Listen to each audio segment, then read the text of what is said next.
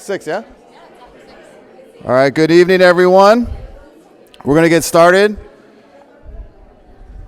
All right. Thank you, everyone, for coming. I'm Mayor Casey McKeon. Appreciate you guys coming out tonight. So we're going to have our normal Southeast Huntington Beach portion of the meeting first. Then after that, we'll do a community library services update, and then we'll do the town hall. So in our Southeast Stage B meetings, we have each department give updates. So feel free to, as always in the meeting, ask questions after each portion. If there's too many questions about that department, if you guys could just kind of wait till the town hall portion, that'll be a free-for-all. Ask any question you want. So that's kind of the structures. The Southeast meeting was normally scheduled for next week. Just thought it made sense to kind of bring it forward and combine it with the town hall. My goal is I'd love to do 4+ town halls this year as mayor and kind of do them geographically throughout the city. I live in Southeast. There's a lot of things going on in Southeast. There's a lot of investment from the city. It's a very important part of the city. A lot of us Southeast residents feel that this portion of our town does not get enough attention. So I really wanted to kick off my town hall series here in Southeast and really give it the attention that it's due. And that was the genesis of it. I know all the mayors before me have given town halls, and I really like this medium because when you're up on council, it's frustrating because we're not allowed to talk to the residents when they come up and public speak. It violates the Brown Act. So I really enjoy these town hall opportunities to really maximize communication, have open dialogue with the residents, answer any questions you guys have. So I really like this format. So at a minimum, I want to do 4, if not more. And so I just really think it's a good platform to hear from you guys directly, be able to respond, obviously. And just be fully transparent and keep that open line of communication. So really appreciate you guys coming. Hopefully ask your questions. If we don't, by the end, I want to kind of try to keep it tight and be sensitive to everyone's schedule and be done around 8. If we haven't answered your questions, I'll be here afterwards and give you my card, and we can set up another meeting or a phone call or whatever's appropriate. So with that, to start out, introduction. So we have Jennifer V. Senior, our Community Development Director, Ashley Wysocki, Community Library Services, Shannon Levin, Mayor Pro Tem Butch Twining, City Manager Travis Hopkins, and City Attorney Mike Vigliotta here. So they'll also be available to answer any questions if I can't handle it. All right. And then Chow Vu, Public Works Director, walking up. All right, so first we're going to, because Jennifer has a little bit of time crunch, we're going to do the Community Development Department update first. So JV, you want to come up? Yeah. Okay. Where is it? Where? Oh, there. And if you guys want to give comments, see the microphone stand right here. So just come on up if you have a question after the updates from the departments. Thank you. Good evening, everyone. Just a quick update from community development. The Magnolia Coast project, formerly known as Magnolia Tank Farm, probably always known to me as Magnolia Tank Farm, but they call it Magnolia Coast now. We're starting to move into the entitlement phase. So back in December of 24, the Coastal Commission certified the land use plan that went through several years of review from the city and Coastal Commission. So it's been a little over a year since the Coastal Commission certified the land use plan. And now we have a tentative track map and a coastal development permit and a conditional use permit that we've been reviewing in planning. And the Planning Commission is going to hold a public hearing on that first set of entitlements on Tuesday. So Tuesday, January 27th at 6 p.m., there'll be a Planning Commission public hearing in the City Council chambers. And there you'll hear about what this first I would say implementation entitlement is for. It's really to subdivide the land use areas. So we're still not yet into actual development entitlements for a residential or the visitor serving commercial projects yet, but this will provide for the grading, the infrastructure, the road that's supposed to be in there, the retaining wall along the north property line that separates the site from ASCON, and then the subdivision of each of the land use areas. So the commercial areas will be 1 parcel. There'll be 5 parcels for residential development, and then I think 6 or 7 lettered lots for the open space and the street parcel. So that will be considered by the Planning Commission on Tuesday at 6 o'clock. So there'll be a staff report. The applicant will be there, and then because we thought that this community would probably be curious, really more about what happens next, right? When does construction supposed to start? What does that look like for the next? As they do grading, how long will that take? And then while they're doing grading, they'll probably be doing the construction, the residential and commercial, visitor serving commercial entitlements. And so what does the construction and development scenario look like for Magnolia Coast for the next couple of years? The applicant or the developer has indicated that they're going to hold a community meeting, a separate community meeting to give an update prior to the start of construction. So also look out for that. If you haven't, they do have a website. You can sign up to get notified on the website, and they'll hold a community meeting to provide some more information about construction, timelines and details, contact information as we get closer to the start, which will be grading. We anticipate that they'll probably be ready for grading to start, assuming that this first level of entitlements is approved maybe around spring. So that's really the community development update. If anybody has any questions, I can answer them now, but I would also encourage everyone to attend the Planning Commission meeting and then also the community meeting that will be held directly by the developer. Go ahead. I can hear you from there. Is it on the website, the plans for the meeting? Oh, yes, good point. Yes, the Planning Commission agenda, including the staff report, the plans, the recommendations, and the conditions of approval is all available on the city website as of now. I have a question. You mentioned the beginning of construction. Does that include the grading, that there'll be a schedule for the truck traffic that we can expect? Yes, yeah, and we've talked with the applicant about that. We believe, as a staff, we figured that was probably what the residents would be most curious about, what the timing would be, how many trucks per day, how long that would be. It's what we're most curious about as well. So they mentioned that they would bring that up. We're going to try to also have them give an overview of that at the Planning Commission too. You're welcome.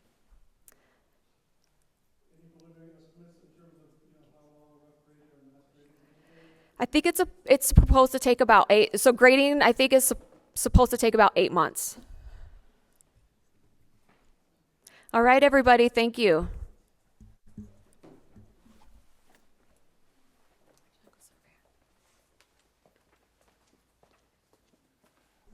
All right, now we have agency updates, and I'll just remind you guys, if you don't mind, I know it's a little bit of a stretch, but if you have questions, if you could please come up to the microphone because we are live streaming this.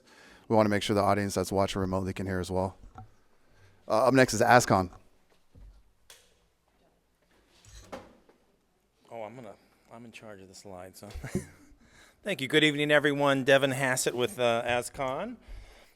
Just to give you an update here. Am I pointing there? At your computer? Oh, there we go. I went too far. Oh, there we go. I'm going to give it to you. All right. Operator error there. All right. So we are looking at a schedule here. We're currently on schedule, and we're wrapping up our current phase, which is grading of the waste material. We'll be wrapping that over the next 2 months, so late March, early April, we'll wrap up that phase. What that means is no more opportunity for odors. So I think it's a big milestone for us. Following that phase, we'll begin creating the environmental cap. The first piece of that will be laying down heavy-duty plastic across these sites, again, preventing odor. And then we'll be trucking in clean soil to create that cap on top, which will eventually be planted for future use there. So following this phase, we'll have about 7 months of creating that cap, and then about this time next year, we'll be wrapping up the project. So you'll see the big walls come down, permanent fencing will be put in place, and you'll see no longer work happening on site. Next slide, please. So since our last meeting, Work has looked very much the same, so that work will continue over the next 2 months. You'll see grading on site. It's moved towards the western and central part of the site, so a little less visible here on Hamilton Avenue. We're pretty much over 85% through this phase, so we'll be wrapping that up here shortly. Went pretty much unnoticed, but in the first week of December, SCE came out and replaced 3 poles along Hamilton Avenue. That occurred over the evening. That work went very well. We supported that work. And you did see us working along Hamilton Avenue connecting to the storm drain. Similar work will occur starting next week on Magnolia. There will be one lane, the southbound lane, will be closed intermittently as we do that work. And then following that work there on Magnolia, we'll come back and repave those areas, as well as the area here on Hamilton. Outside of that, next slide, just to give you a little more details about that work there on Magnolia. It'll look very much to what you saw happening on Hamilton over November and December timeframe. It'll take 6 to 7 weeks to complete. You'll see that one lane closure and bike lane intermittently for probably 3 to 4 of those weeks. A portion of the barrier wall will come down to support that work and then be put back up. And you'll see traffic control related to those lane closures. You should be seeing a community mailer, I think, just recently, notifying that work, and then we'll notify through e-blast as well. Probably tomorrow you'll see e-blast if you're on our email list about that work. Next slide. If you haven't been to our website, really good information about the site. You can sign up to be on our e-blast list. You see the current schedule. There are some good renderings of what the site will look like upon completion as well. And we have been staffing an information table in Edison Park for folks that have questions, and so please stop by and chat with us there as well. As always, if you have questions, we do have an information line that's numbered there. That information line simultaneously sends your message not only to ourselves but to the regulatory agencies, both DTSC and the Air District. So even though you're leaving a message, that message gets sent to all of us and gets responded to very quickly. Next slide. So as I said, next 2 months, it's going to look much the same as the last 12 months. And then we're going to, you'll still see construction happening, but no more odor control. So you'll still see big dirt moving projects happening, but you won't see all of the extra personnel related to odor. And that work will continue through the end of the year. And then near the end of the year, we'll start to see finishing work. So the wall will come down, permanent fencing put in place. So yeah, we appreciate everyone's patience as we've been working through this. I appreciate your time tonight. I'm willing to take any questions if there are any. We got the mic right over to the wall. Okay. I'll bring it to you.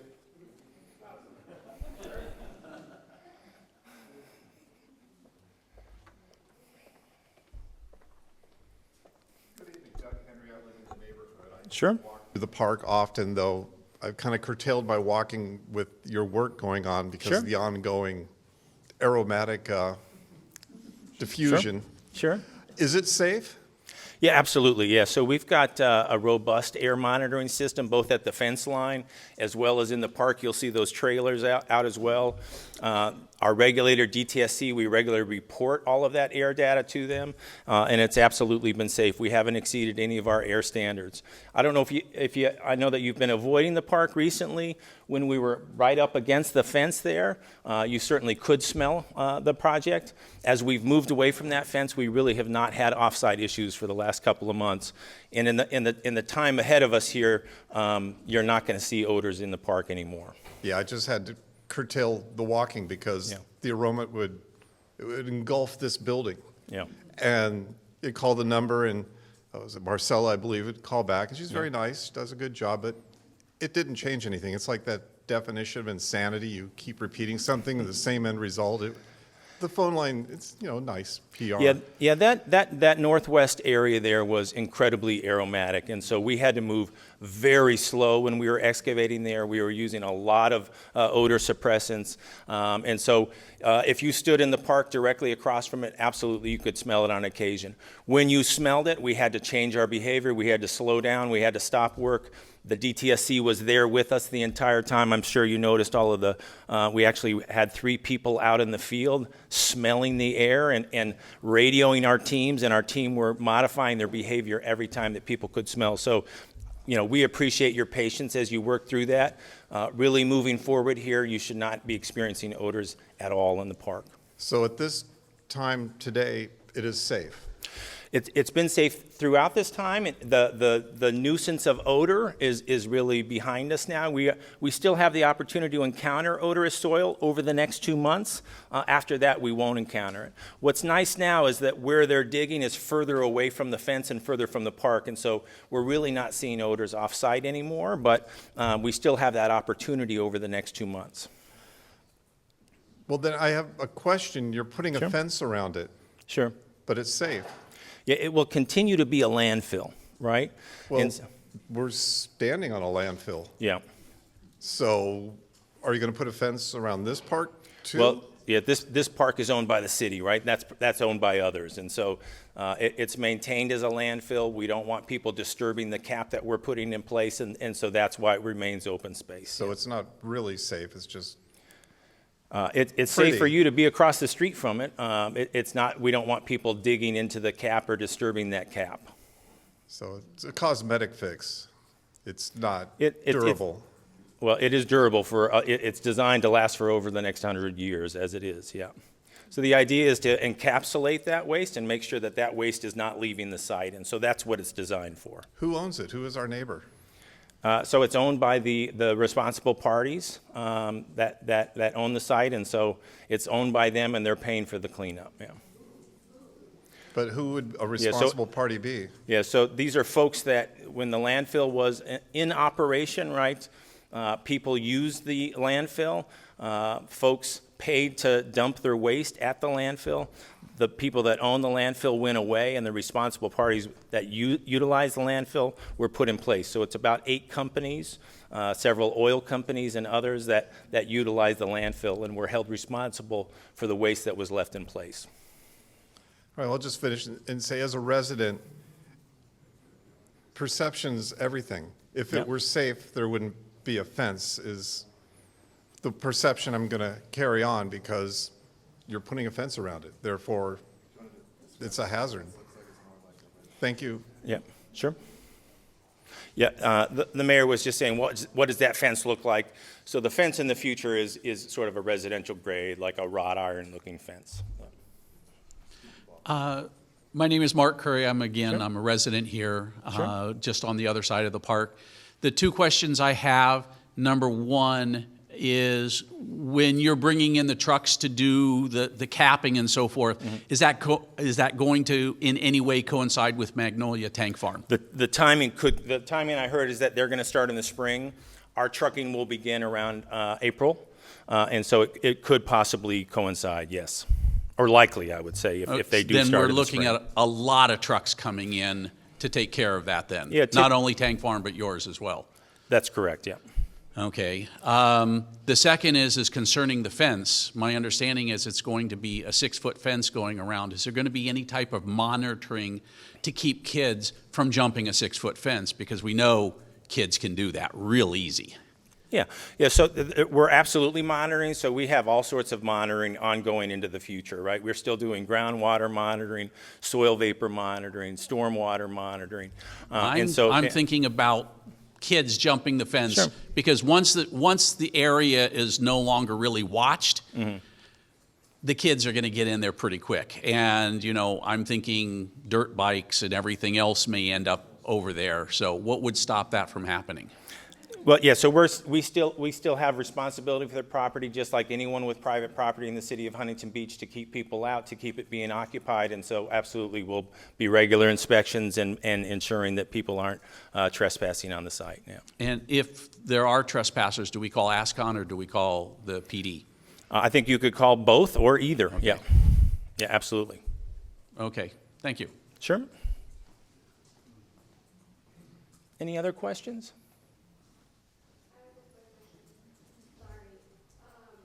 Does the signage have to stay up along the permanent wall that says that there's no carcinogens in there, or will that be removed off of the permanent wall? Yeah, there likely will be signage in the future. That wall will come down and it will be different fencing.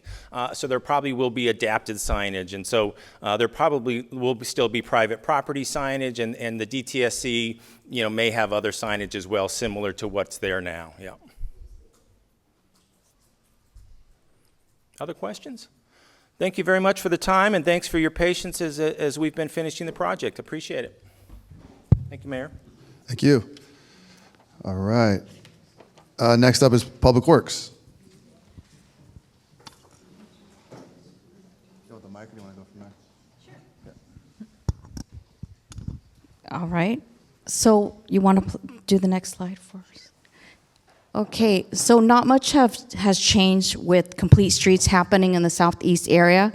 I just want to reaffirm that all these projects have been fully funded. We are going through the Caltrans process right now. It's called an E76, environmental, right-of-way, design, all that good stuff. So each phase, when it comes to federal dollars, needs to be approved by Caltrans. So we are in the right-of-way phase right now for the roundabout that's on Banning. But other than that, all the other projects are still under design. So that's where we're at with complete streets.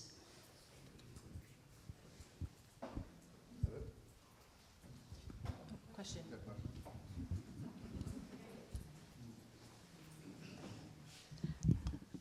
Thank you. This is Nancy Bucos, longtime resident. For Public Works, I just wanted to point out that when walking just now on Banning earlier this week, there's a lot of weeds in those beautiful planters that were planted 2 years ago, like on the street, not the mediums, but the street Banning, so across from the homes.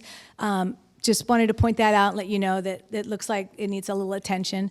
And then what else did I want to add? There's a lot of potholes on Hamilton closer to Bouchard from the rain, and I know it's been raining. So I'm just letting you know it's starting to feel like you need a little kidney belt when you get down that end. But yeah. And then is Hamilton happening this year? Is that what I'm hearing? No, not yet. Not yet. That one still needs to go through the Caltrans process. So it's not going to happen this year. Because it was supposed to happen last year and the year It before. should have, because we didn't have funding at the time. Right. But now that we have Caltrans fully funded, we have to play by their rules and follow their process when it comes to Gotcha. the construction phase. So yeah, we're ready to go. Okay. We Any sort of ETA or like kind of wish or hope or? My hope, next year. Okay. That would be my hope. Yeah. Fair answer. I had one other thing I wanted to ask. In regards to the truck traffic from the tank farm and from Ascon, it was one of the things that many of us had said a long time ago was the cumulative effect of building all at once, because at that time it was Poseidon we were worried about. But the fact that there could be hundreds of trucks at the same time, I'm just putting it out there to the city to please help us with that, with some sort of a schedule, so that I know the routes personally, how it's going to go, but I do know that stretch between Banning and Magnolia to the beach from April till the next 8 months or whatever it is, a year of grading. It's not going to just be the dust that's going to be an impact to the area, but all those 18-wheelers stacked up and the diesel fumes, and so we're talking hundreds from what I understand from each location. So that could be really, really, really impactful, and we're really going to need your support on managing that so that the people who live there aren't choking on diesel fumes for a year. Thanks. Hi, Chris. I know Mayor McKeon, you'd said last year you got a Caltrans grant for $5 million for the Magnolia corridor, right? To refurbish, kind of replace. Do we know when that's going to happen? It's still going through Caltrans. Still going through E76 Caltrans? process, yes. Okay. So do you have any, like, a guesstimate, or is that just kind of when it happens, it happens?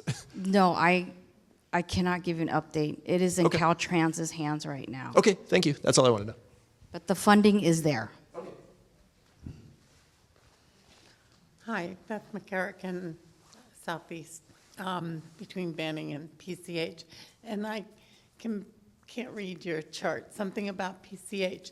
Is that the crosswalk or something that's going on? This is the roundabout. This is the rendering for the roundabout that's being proposed on the Newland. Okay, so it doesn't say Pacific Coast Highway. Sorry, I can't It does, read it goes from Adams to PCH. That is Newland, the whole corridor. Newland. Newland, Thank yes. you. That's part I of, saw Pacific Coast Highway, and I was like, they are doing development or putting in a sidewalk or something on the north side of PCH. And those trucks and that traffic, it's not been fun, just because you lost the turn lanes. And I'm just wondering about the cumulative effects once you add a bunch of trucks, more construction in there, of how they're all going to dance and do fun so the things. timing for Newland will not conflict with what's happening with the project, the tank farm. The tank farm's Not going to the move tank faster. farm, not the tank farm. I don't think the Pacific Coast Highway, isn't it a sidewalk that they're basically putting in on the north side instead of the beach bike path on the beach side? On They're where? putting- From Bookhurst all the way Oh, to yeah. Magnolia. Yeah. You know, Charlie, you know So what I'm that's talking about? Caltrans. That Yeah. is a Caltrans. We don't touch that project. That is Caltrans right away. And so that project will not conflict with this Newland corridor project. We are two different agencies. We will not be touching at all. I understand that you're not touching them as an agency, but you're saying Caltrans is approving that project, and they already have this other project approved. And I'm just asking about not the funding or the timing or anything, just who does the coordination between the multiple projects? They have Just multiple staff, multiple divisions within Caltrans. They are a very large agency. They have one section that does design, one section that does maintenance, and one section that does, What she's asking is, because we've got so much happening with Ascon and Tank Farm, and we also have Caltrans doing something major. Yeah, they coordinated with us. We're worried that all of the truck traffic is going to, we're going to explode into a million pieces with trucks everywhere now. Charlie just want to make sure they're coordinating with us on their project, so we know what's going on in real time, and basically us and the Caltrans are communicating with both of our we respective projects. communicate with Caltrans daily. Okay. Yeah, You just we need to try. communicate with the residents, that's all. Definitely. Or the traffic, or whoever it takes, because Yeah. Is there a way we could put up like updates on? We don't control the messaging when it comes to Caltrans, but Caltrans does have a PIO. Right. And they're supposed to do updates regularly. They're supposed to have a website Okay. for their PCH project as well. So they do have a designated PIO for this particular stretch of work that they're doing right now.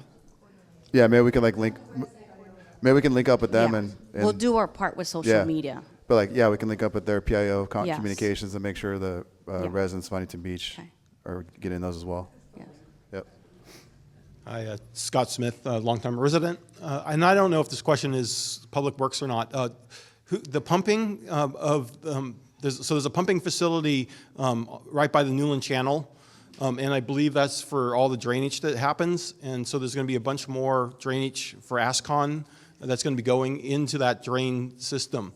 Are we expanding the pumping facility there to handle the additional inflow of water? That is part, are you talking about Tank Farm? No. Well, tank farm also, but this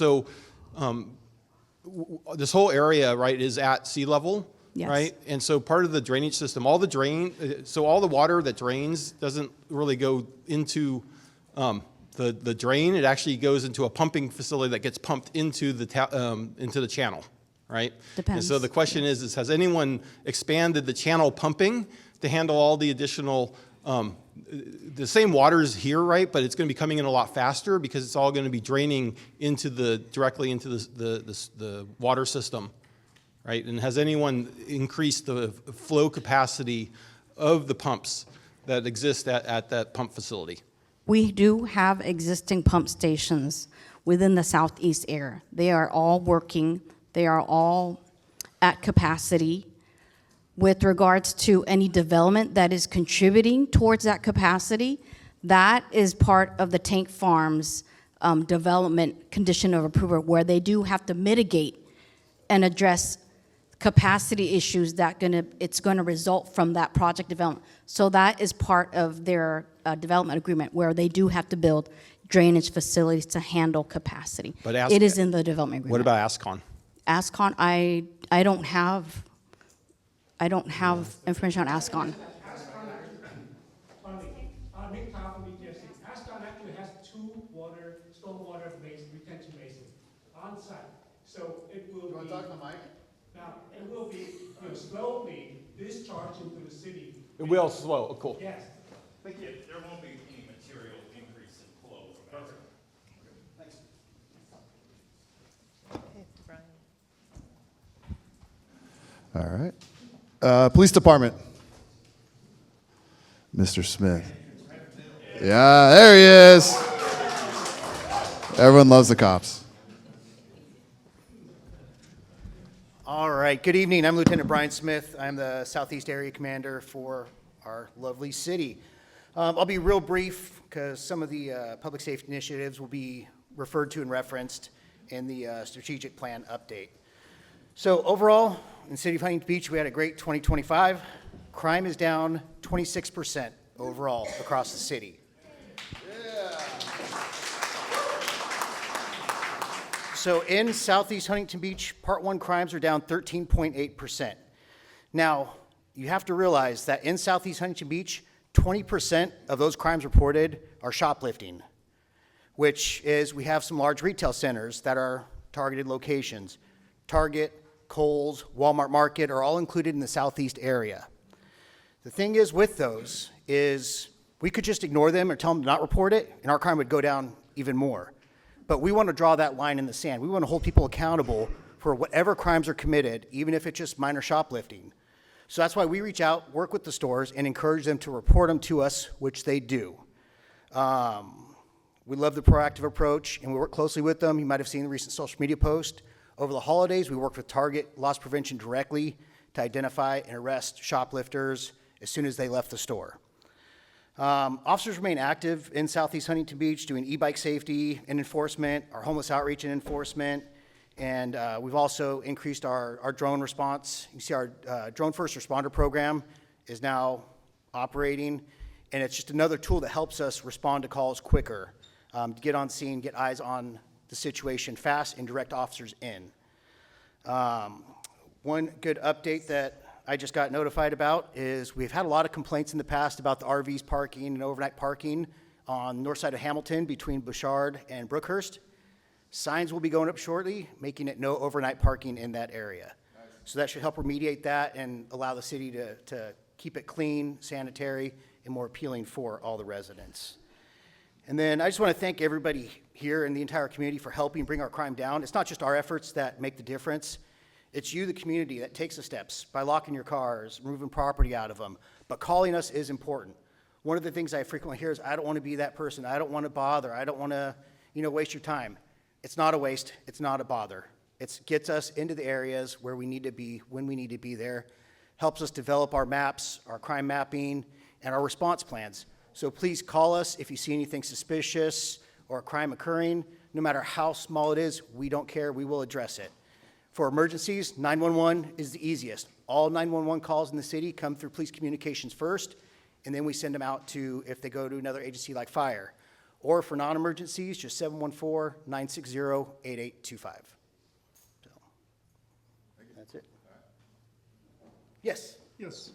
First of all, congratulations on helping reduce the level of crime in the area. I think you deserve another round of applause, right, for the city. Rob Trazo, I'm a neighbor here. So you mentioned the drone use. Can I ask, what those are used for? Is it used when visibility at sites is low, like there's something blocking views? No. So, or as far as environmental conditions? Yeah. No. So they have certain guidelines with the FAA they have to follow. They have to have a certain level of visibility that gets checked every morning or before the drone launches, and then they check it throughout the day as well. And then they have maps that they have to refer to look for inclement weather, but low visibility, they are not used. They're not used? Correct. What happens when you do have issues of low visibility? I'm just curious. Just good old boots on the ground. Yeah. In terms of issues related to the Edison Community Park, have you, are you able to give an idea of roughly how many issues there have been, last year, last few years? So I would have to pull that data specifically, but if you give me after, I'll give you my business card, and I'll have it for you, or I can have it for the next area command meeting. Thank you. So, yeah. Thanks, officer. I'd like to ask, what is the extent of the police department with the ICE abductions that are going on in Huntington Beach? Could you address that, the involvement? We comply with state law, plain and simple. We are not allowed to get involved in any immigration enforcement issues. And that's a state law that we have to follow. So if there were ICE going after protesters, who would we call? Would we call the police department? If you have any questions or any public safety issues, call the police department. Plain and simple. And if it's not us, we will direct you to the right resource, who to contact. But if there is a public safety issue at hand, we will get on scene and look at it to determine what it is. We're not going to ignore it. But as I said, we will comply with state law. So not the non-sanctuary city? We comply with ordinance? state law. Right, so not non-sanctuary. Yeah, that's good. Thank you. Elaine Keeley, I live in the pie shape that backs onto Brookhurst and Banning, and every time the state park, the beach, has something, lo and behold, late at night, we hear them drag racing up and down those streets. And one roundabout's not going to solve the issue. We just seem to be a magnet, and we hear them, and even if we called 911, they would be gone before anybody ever came there. So is there any thought to putting a couple patrol cars on Brookhurst, on Bouchard, on Magnolia to deter? And if you look at where the roundabout's going to go, there's just donuts in the street. So we hear them. We can hear them from our bedroom. Yeah, so this was brought up at the last Southeast area meeting, and I brought then our special traffic and special events bureau commander, Toby Archer, who has a good working relationship with state parks. That hasn't always existed, but now it is improving. We're going to be coordinating them. They're going to be communicating more with us when they do special events, so we can make plans ahead of time to do it. They don't need any city permissions or permits to host their events. But we're going to work with them on identifying the potential issues early on so that we can address them. And it happens even without an event. Yes. All summer long. So any night of the week. Yeah, So it's those wide, straight roads. It's right. especially with the stop sign And down there. It's always been a they big have target, their cars. Yep. So, but yeah, we will be looking at that more intensely, especially as summer comes on, and dedicate more resources to those issues. So. Come on, Nancy. Come. No. Get your steps in. Thanks for all you do for us. I appreciate you. We all do. But I have a question regarding traffic, and I don't know if you can help me with this. Everybody in this room probably has been part of an almost got hit because someone ran a light or is speeding. And we just have a real big problem with people obeying the law sometimes when it comes to traffic. And I'm just wondering, is there anything happening new or anything that we can look forward to legislation-wise, or is there anything new being implemented this year that will help curtail the speeding? There's just rampant speeding, and people they don't stop for red lights anymore. It's crazy. On the state level, nothing that I'm aware of as far as any law changes. We do as much as we can, and we're trying to be aggressive and encourage our officers to go out there and address traffic safety. That's one of the common briefing topics that's brought up, is getting out there and just doing the high visibility enforcement. And by enforcement, I don't mean necessarily writing tickets, but just making contact with people and making that change, because we know behaviors change when we're present and then during those contexts, because good people do make mistakes, and sometimes we just need to give reminders. So that is a focus. Believe we're nothing particular I can speak on that I'm aware of specifically towards. I'm going to put it out there to Mayor Casey and everybody from the city.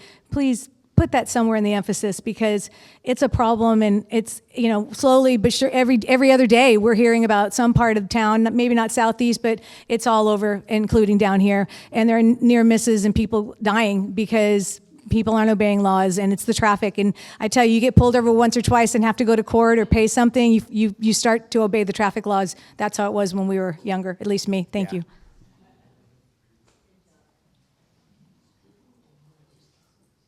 All right. I will be in the back if anybody has any questions. Thanks, Brian.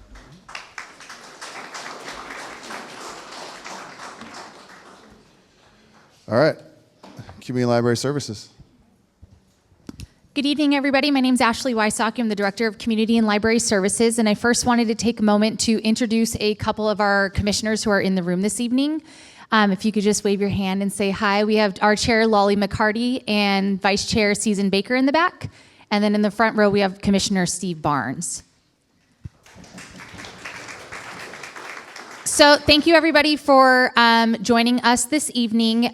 For our part of the presentation, we'll focus on some key projects that are going on in the Southeast area, but then also citywide, because we do have 79 parks. We have our wonderful beach parking and beach camping and oh my goodness, we've got a campground down at the beach. And also throughout our facility, our 5 libraries, we have 2 community centers, one of which we're in. The bookend of that is at Murdy Park, our city gym and pool, and then last but not least, our senior center in Central Park. So what I thought would be best for this component of the presentation is to bring up a few of our teammates, our leadership team this evening, to present all of the wonderful work that they've been working on. What I'd also like to mention is we're kind of in our master planning era right now in our department. At the end of last year, City Council did approve our 2025 Parks and Recreation Master Plan update, which will help guide our decision making over the next 10 to 15 years as it relates to all of our amenities facilities in Huntington Beach. So thank you to Council for approving that, and it really does help guide with feedback from all of you and all of the residents who participated in that project. It helps us understand what does the community want from our department and our facilities, which they recreate and enjoy so much. So at this time, I'd like to bring up Chris Cole, our Facilities and Development Manager, to provide some updates.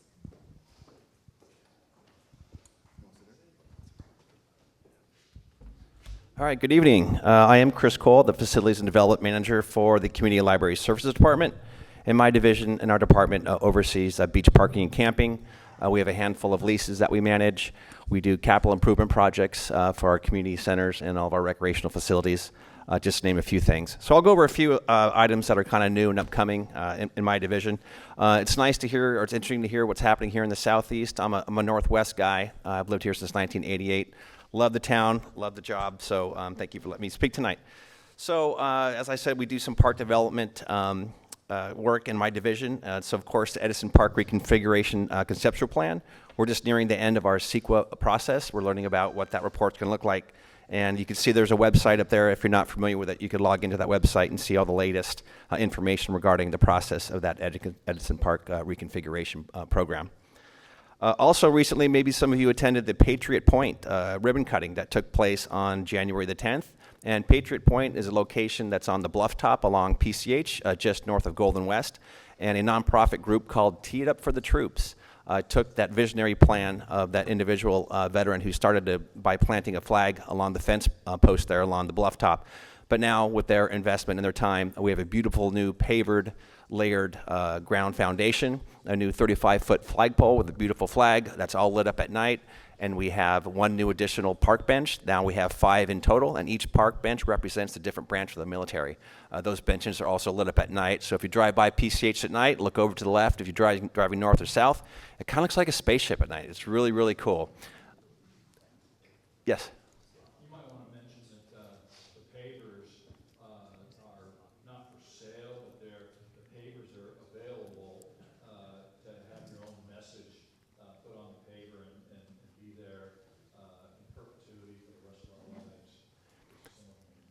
Yeah.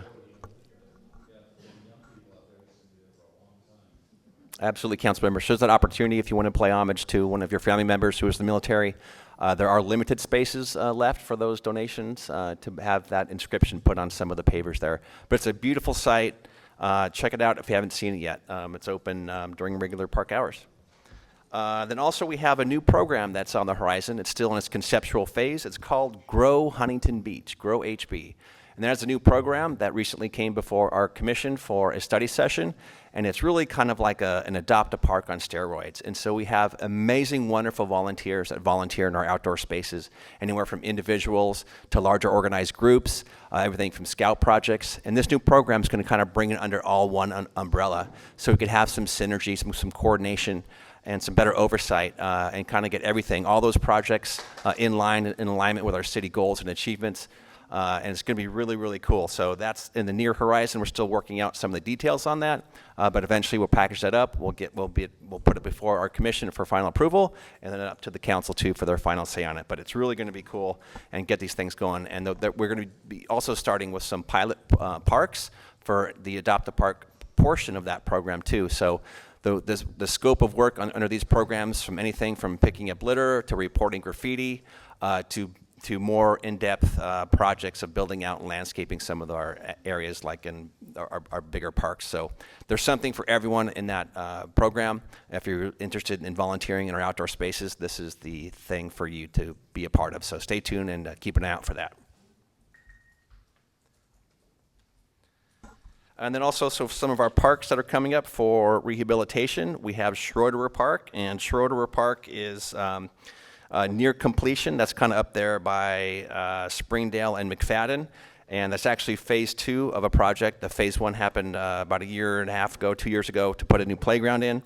But this new Schroederer Park phase 2, it's going to incorporate some new lighting. We have new solar lighting that we're trying out in that park.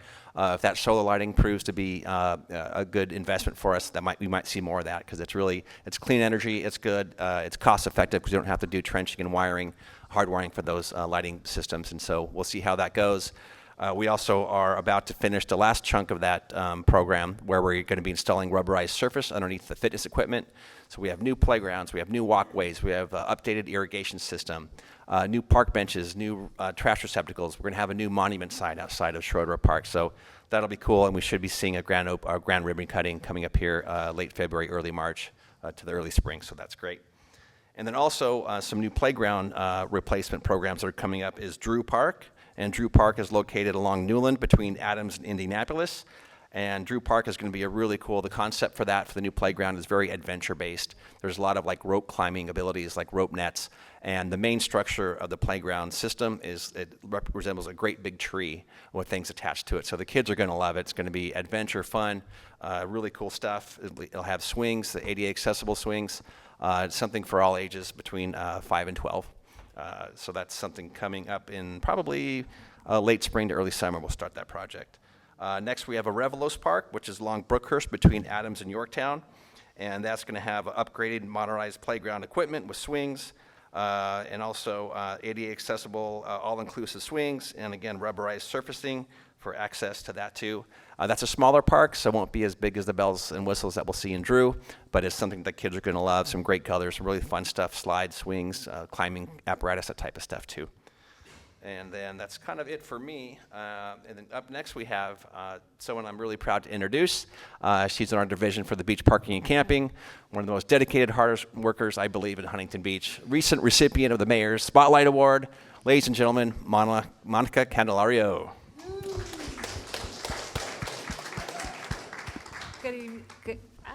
Good evening, everyone. I am the operations supervisor for the parking and camping division. I just have a handful of things to share. I'm really excited this year we were able to take all of our residential virtual permits to virtual permits, which is really exciting. And so it's a big step in the right direction. And we're hoping to also do that with the rest of our permits, our beach, annual passes, all of the other permits that we have. So I'm very excited that the team was able to accomplish that this year. Our next big step is testing a cashless payment model for our beach and downtown meters. We're going to see where over the years cash and coins have become sort of obsolete, And so we receive less and less cash coming in. So we want to test it out and see if that's something that maybe the city is ready to explore. So what we're going to do this year is take a chunk of PCH and remove all the options to pay by coin and see if that works out for us and if it's a good option. And then we will, if that it goes well, we're going to deploy it through the rest of this PCH and then downtown.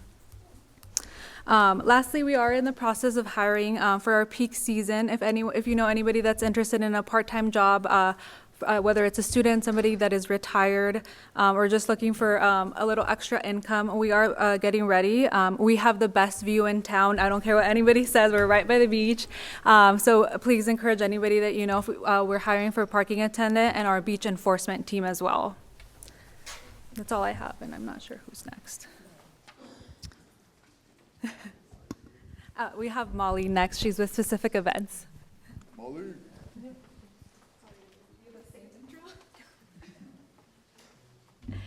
Good evening, everyone. I'm Molly Umura. I'm the manager of our Specific Events and Rentals division, where we oversee the permitting process for all third-party events that go on throughout the city, as well as our clubhouse rentals and our film permit process as well. So thank you for having me. The Southeast area is also close to my heart because many moons ago as a high school student, I started my career in that office right over there, and I've worked at Edison Community Center for almost 10 years. So being back in this building is always kind of like coming back home.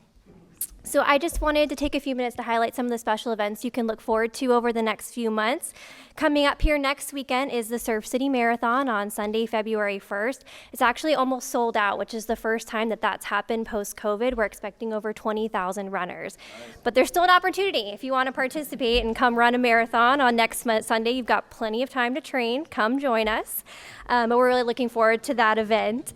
We also have the Revolution. So given that this is the semi-quincentennial, it is the America 250 year, we are super proud to be able to host historic events here in Huntington Beach. So the Huntington Beach Historical Society puts on a Revolutionary War reenactment every year, and that'll be held in our Central Park on March 7th and 8th. We also have in Central Park the Bunny Run 5K, which is put on by Compass Bible Church. It's a great family-friendly event if anyone wants to come do a fun 5K before Easter. That'll be on March 28th. We also have the California Strongest Man and Woman competition at the beach. You won't see me participating in that one, but you will see a lot of probably really strong people. So that'll be at the Huntington Street parking lot. We also, the same weekend, are going to have the second annual Hot Rods and Heroes event happening in the beach parking lot as well. So that's put on by the 42 Foundation, and the proceeds from that event go back to support the Huntington Beach Police Department. So they have all kinds of classic cars to come see, and they'll also have other heroes throughout the community. We'll be featuring our fire department and our public works department this year as well. And then finally, I wanted to give a little shout out for the Corgi Beach Day that's happening on April 4th. If you had to take a guess how many people come to Corgi Beach Day, you'd probably be shocked to find that it's 15,000 to 20,000 people that come every year. So if you want to see corgis in costumes and corgi butt contests, it is the place to be. We actually had to move it to Huntington Street because it outgrew Dog Beach. So great event that's going to be happening on April 4th. And I also have a couple updates from our partners at State Beach. They don't have too much going on right now in the way of special events. They do have weekend volleyball tournaments continuing at Brookhurst Street throughout the winter season. And they also have the SoCal Marathon happening on February 28th. That's no street closures. That's running on the Santa Ana River Trail and then ending in their beach parking lot. And that is what I have for you for the next few months. And I'm going to introduce Kristen Martinez.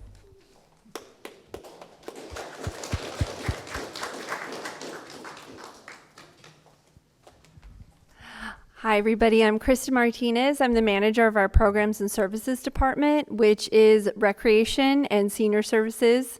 All the community centers and the senior center in Central Park and all the recreation events falls under our umbrella. I just have a few things to share with you of what's going on right now. Our SANS brochure does everybody familiar with our SANS brochure with our recreation guide of classes that go on at the center and around town? We've been busy putting together our spring catalog, actually, and our summer camp preview.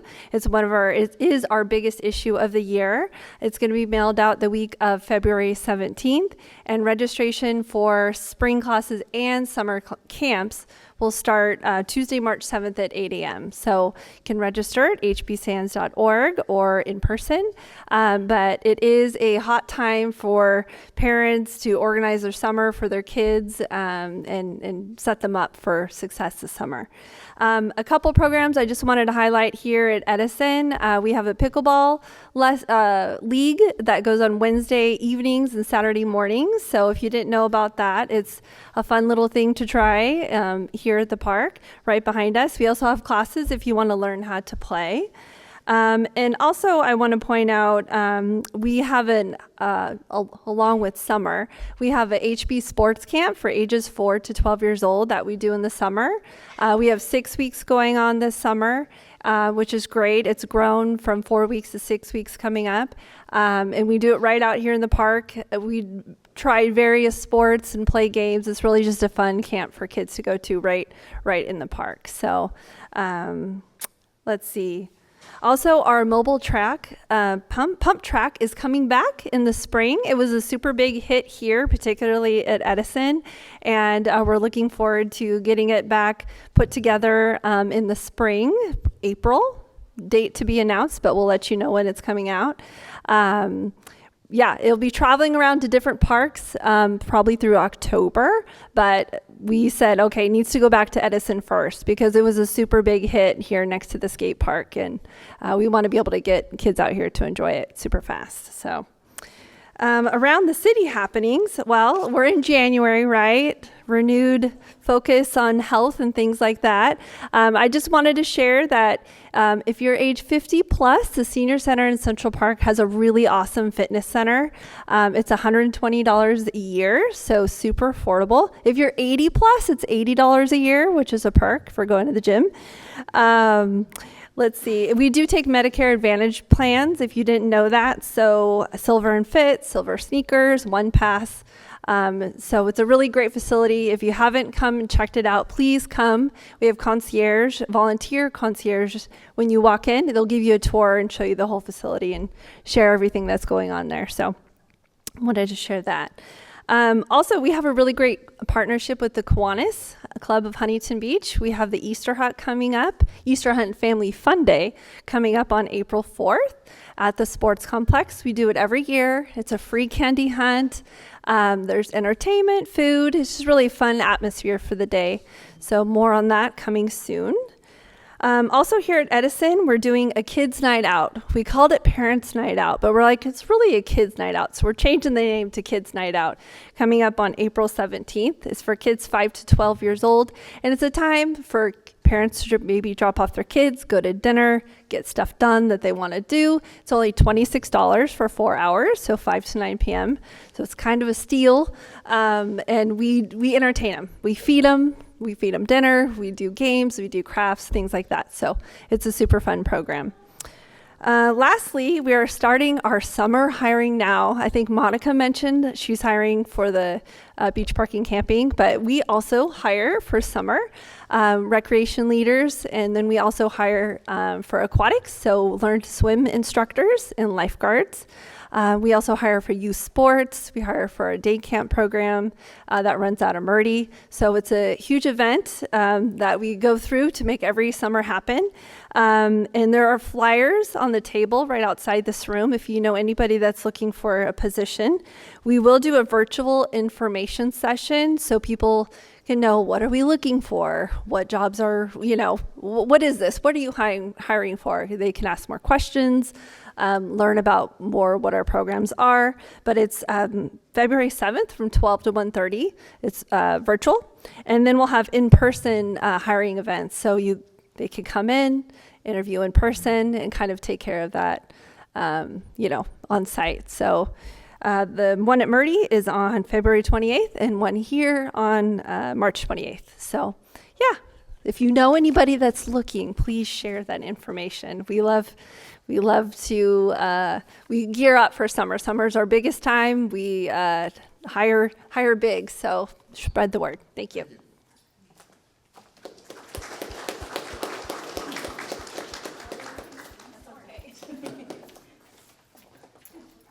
Hello Hello, everyone. My name is Marissa Rodriguez. I'm the Library and Cultural Services Supervisor or Manager. So in my division, it covers our central library, our 4 branches, as well as our art center. Thank you all for coming out tonight to hear some of these updates. This rainy weather reminds me a little bit of Seattle, and there's a reason I'm happily in Southern California now. So first on deck, I wanted to discuss our library fountains. If you're familiar with our central library, the water feature is really an iconic component to the building. We're really excited to get those up and running again. We're in the final stages of phase 1 of that project. Some issues with the waterproofing were identified, but staff met with the waterproofing subcontractor to come up with a plan to move forward with that. So we're really excited to get those filled up and reflecting that beautiful building we have there again. If you were a frequent visitor to our central library, you may have visited our coffee booth at the bottom. That was One Fine Blend. They recently decided to retire at the end of the year, so the search is on for a new coffee vendor. So we're going through the process now of identifying someone to come in and provide that service. If you or anyone you know is a local business that would like to learn more about updates, contact the library or come up to me afterwards for my card, and I'd be happy to keep you updated on that. Library facilities master plan. So we've been going through this process, looking at the entire library system to see what kind of options we can have to develop a plan that will really help us for decades to come. So nothing that's developed out of this is something that we're expecting to act on right away. It's more just so that we know that as things come up over the years, we kind of have a plan in place for how we would like to make our improvements. So we're currently in the recommendations phase, which is the 3rd phase of 3 different phases. We already moved through discovery and options phase. If you are interested in anything that we've covered in the previous community meetings, all of the slides are available on our project website. And I would like to encourage everybody to come to the upcoming Community and Library Services Commission meeting on February 11th at 6 p.m. Our architect firm Johnson Favreau will be there to present all of their findings so far, so I hope to see some of you there. And then finally, Surf Museum. So the co-location of the Surf Museum was presented by Ashley Wysocki at Council on December 16th. The next steps moving through that are to develop an MOU with the Surf Museum. We do not have a date identified yet to bring that back to Council, but we're kind of working through that right now.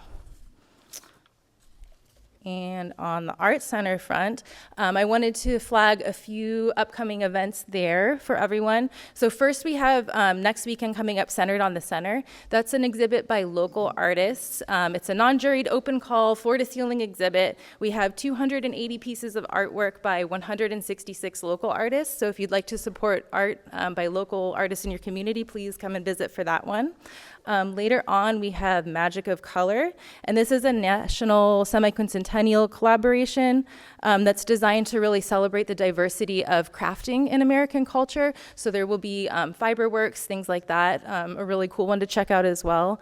And then finally, we have our Creative Visions program coming up. And so this is an effort to partner with the high schools to go in and teach teens about curating their own art exhibits and teaching them everything that goes into that.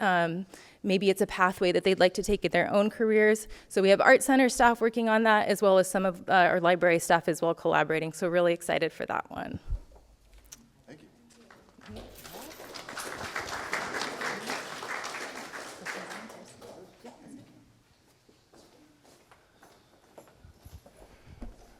All right, so those are the updates. Obviously, a big emphasis on community library services. So now we'll just open up to Q&A for the remainder of the town hall. So please feel free to come up to the microphone and fire away.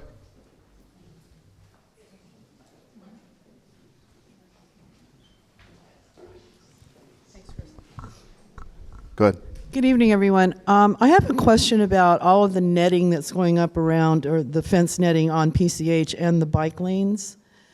Is that a Caltrans project? Is that, okay, what is going on with that? Because it's getting really confusing, as like Warner and PCH. They're adding bike lanes along PCH. They need to secure that area with the orange fencing because the wetlands are considered sensitive. Correct. So that's what they're doing. But the question I have is, are they taking traffic lanes away to do this?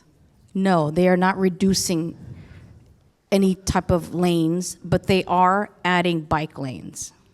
Because I turned off of Beach the other day, off of PCH onto Beach, turning left onto Beach, and there's one lane, and the rest of it is bike. And then That is- coming up PCH tonight at Huntington Street, the road goes straight, but then you have to jog over because the bike lane takes up the left lane. So we're trying to correct that with Caltrans right now. We're working with their traffic engineer on finding out why they need to reduce the lanes from 2 to 1, or we're trying to figure out why they need to do that right now, because they haven't done anything. They haven't started anything. So our engineer is working with their traffic engineer to find out if they, can provide some relief in terms of that. Are you talking about Beach and PCH? I was Beach and PCH, Right. Hamilton and PCH, Yeah. Warner and PCH, Yes. and in between. We're trying to work with them right now to make those corrections and make those adjustments, because they've already started doing that. They Yeah. just Do you think this will be done before summer? no. Ooh. Thank you.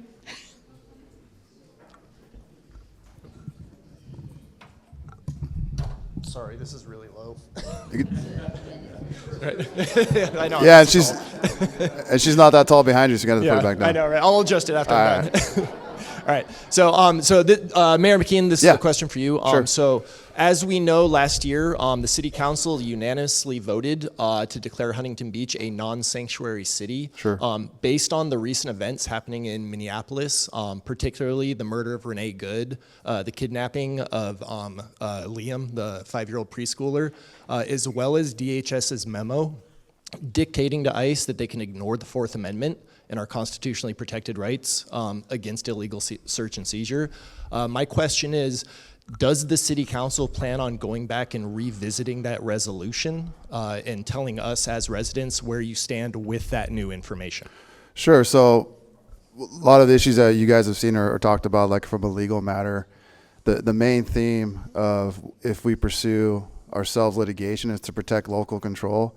So the problem with, in our opinion, I just speak for myself and my colleagues, is that by declaring the state a sanctuary state, they're violating federal law and violating the supremacy clause in the Constitution. So it puts cities like us, Huntington Beach, in conflict with the federal government and the state. And so what we're asking on that lawsuit was just please separate us from this conflict. You guys need to hammer it out. And so that's what that genesis was about on that lawsuit. Okay, and then just a quick follow-up. So Sure. if we do see ICE in the area, because they are targeting Oakview right now, and they have been for a while, if ICE is engaging in unconstitutional behavior, whose side is the city going to come down on? I think Lieutenant Smith talked about it. We're currently abiding by state law, right? Our lawsuit's still working its way through and it's being adjudicated. So at this moment, we abide by state law. So if there's issues, just call the police department. Okay. Yep. Thank you. Cool. Microphone. I did say that. My bad. The tallest guy goes first. There you go. Right. So my question's to you, Mr. Mayor, and Yeah. city council members, and Ashley. So back in 2023, the fight began against banning books. And in spite of thousands of citizens speaking at city council meetings and writing emails, you on the city council proceeded with plans for the citizens committee. That would decide on appropriate books for our library. Although thousands signed petitions to stop this attempt to ban books, you refused and decided to put it to a vote. That special election last June cost us more than $1.3 million, and you lost. So you also lost the Freedom to Read lawsuit in September, which will also cost us about $1.5 million in legal fees to the ACLU. So explain to me, first of all, why you voted 7-0 to appeal this ruling, even though you know you're going to lose. Oh, we do. Well, it's against the California Freedom to Read okay. Act, so how are you going to win that suit? So as you mentioned, the ACLU is asking for $1 million plus in legal fees. So part of the appeal is to reverse part of this, the trial court decision, and avoid the city paying the cost of legal fees for the ACLU. Oh, yep, sorry about that. I got to get right in there, I guess, huh? Yeah. Huh. I'll just talk louder. Yeah. So I guess if you guys couldn't hear me, the idea behind the appeal was, as someone mentioned, there's $1 million+ tag from the ACLU on that lawsuit. We seek to reverse the Superior Court decision in part to protect the city against paying those attorney's fees. So you're not going to try to fight the fact that you've lost?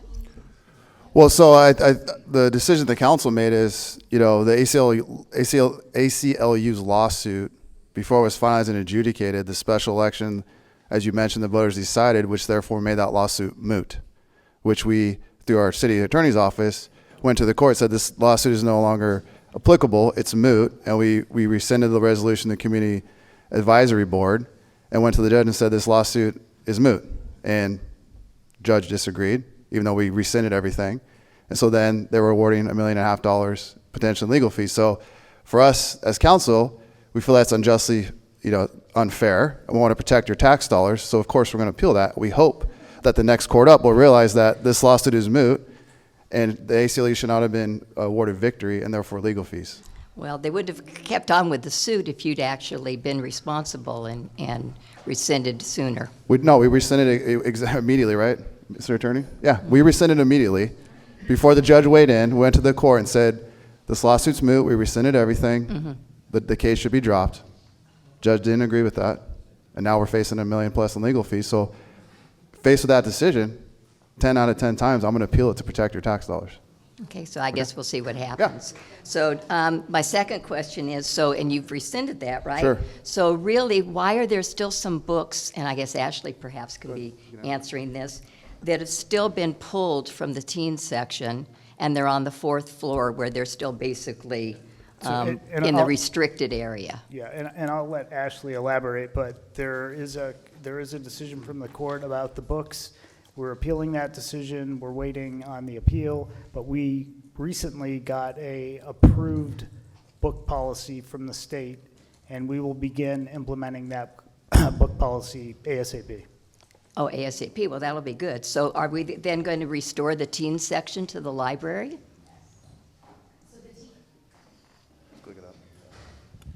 The teen section is still in the library. The only difference was the signage was removed. So the actual physical location of, all of the young adult books are still where they were in before 2023. Except the ones that are still pulled. The ones that are still on the 4th floor. And City Attorney Vigliota spoke to that. Okay. And then to you, Ashley, there's about 40 books that the Huntington Beach Republican Women's Group decided to challenge, and nothing's happened to those. So I don't know how long it takes to... What? Months. No.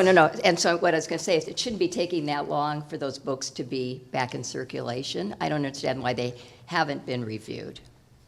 The state approved the updated collection development policy towards the end of 2025. We received that right before Christmas. So we couldn't apply a policy that wasn't approved. So now we've been doing our work. We are working towards applying that policy now and reviewing their requests, and we should have information out back to those who challenge the books shortly. Okay, because there are books that you can't even put on hold, so they're not even available to everybody. And then the last question I have is, why was the donation of $825,000 $1,000 grant money from the Friends of the Library not accepted? Yeah, so with all our volunteer groups in the city, I believe it was last year, we decided that it was actually shocking to me, and I know my colleagues, that several of these groups, especially Friends, that's I think 50 plus years, have been operating in our facilities without a license agreement or a memo of understanding that outlines roles and responsibilities, and more importantly, insurance protections, insurance requirements to not only protect the No, that's not I'm true. just saying, if I can finish. So standard form template license agreements, right, to protect the volunteer groups and obviously our taxpaying residents, because these are public facilities. So we've actually been working with the Friends since almost 12 months now to sign and work on this license agreement. That's the standard template for the city that all the other volunteer groups sign. And obviously there's some points that are specific to each group. And the Friends have been, up to this point, I think it was going okay in March. They said they couldn't meet until June. I'm just rough timelines, but anyway, regardless, so it was actually going down the path where we believe they were going to actually sign the MOU and our license agreement. They've since come back with their own version, which is a grant agreement, saying there's $850,000, but that grant agreement, there's several business points in there that are unacceptable in my opinion, because it basically hands over a lot of control to the library, to Friends of the Library. It's a public facility, so we're optimistic that the Friends, we will finish finalizing our standard form template license agreement and MOU, and so we can have Friends in there long term, have defined roles and responsibilities, insurance requirement, how the book donations work. So if you guys, just so you guys know, so the way it works is that individuals donate books to Central Library, right? These are the city's books, sure, all libraries. And then the Friends come in and they process those books and then sell them for the community. And give people a tax credit. Sure. But then that money, you would think would then come to the city. It would flow naturally because it's the city facility. But it doesn't. Every bit of it does. Okay, it doesn't because there's no agreement. So that was one of the things that made sense is like we'd love to have volunteers, of course, they help out tremendously, producing like free labor, obviously. So again, these are the city's books that are being donated to a city facility. So as those are processed through the volunteers, that money should then obviously flow to the city. The way it was before was more of like a handshake agreement where the previous library director, we said, well, how does it work with the money? She's like, well, whatever we as a city need from Friends, they just give us. So I'm like, well, why doesn't the money just flow naturally to the city and have a normal accounting like it should? Well, that's just never been the way it was. Well, do we have an agreement? No, we don't. I'm like, okay. So those are one of the points that we want to make clear. So that it's obviously in the city facility. The gift shop, as you guys know, when you walk in the library, they occupy the gift shop. They don't pay rent, of course. They're volunteers, but that is a city facility gift shop. They sell merchandise in there. So for us, this is a public facility. I believe it makes sense if we want to run the city like a business, just to tighten those things up, right? To have all good accounting and the money flow through. The gift shop especially, protect the volunteers, protect the residents. And so that's what the city's license agreement / MOU details, and I'm very optimistic we'll get that done and signed with you guys. Okay, thank you. Okay. I'm Elaine Keeley. I'm the president of the Friends of the Library. My mother founded the Friends of the Library more than 50 years ago.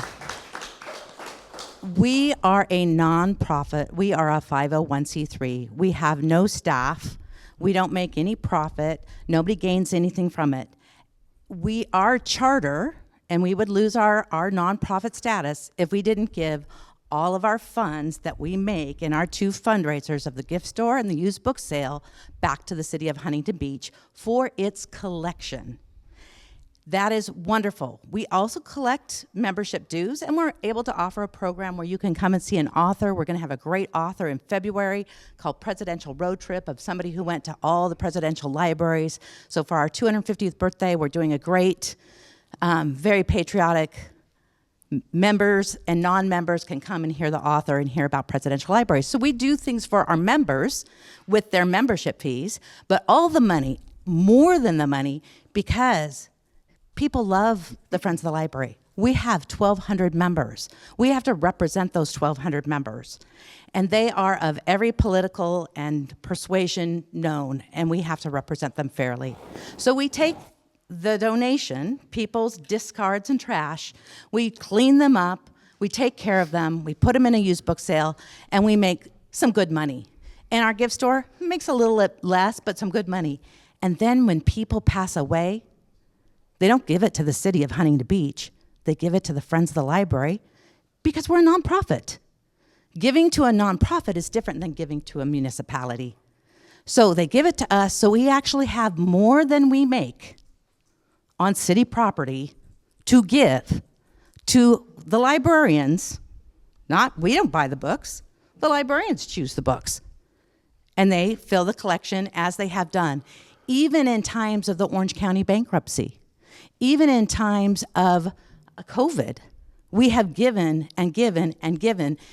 There are 65 volunteers who give thousands of hours to make sure that that used book sale happens. And there's small book sales across in the other branches. Every single volunteer is vetted. They go through the city's requirements for becoming a volunteer on city property, and the Friends of the Volunteer has insurance if anyone were to get injured or have a problem. So anything that these MOUs might have, we're very willing to do. We're not willing to promise that the city decides what our nonprofit does with our funds. They are our funds. Yeah, and if I may, It is. If I may, Casey, Yeah, it if is, I may, it is hurtful that I've lived here 60 years. Sure. And if anybody doesn't recognize me, my parents are Ralph and Charlene Bauer.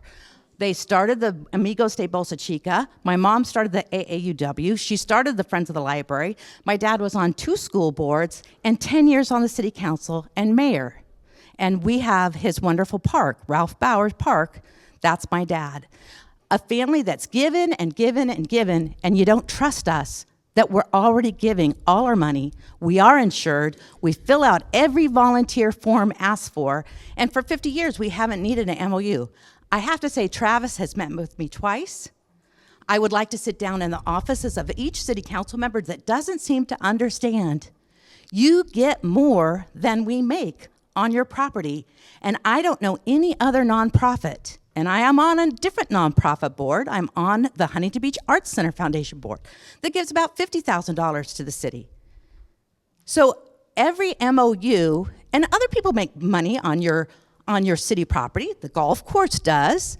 The equestrian center does. All with agreements. Art Affair does. All these other people do. All with contracts and I agreements. have been available since I've been the president at. I've been waiting and waiting and waiting and waiting. So don't say it's on our side that at MOU. We actually had some agreements that you never responded to. So don't stand there and say that we haven't been responsive. Because we have evidence that we have. Okay. So you need to know we are insured. Sure. We do follow your guidelines, and we give more than we make. And somehow, because you lost an election, you don't trust us. No.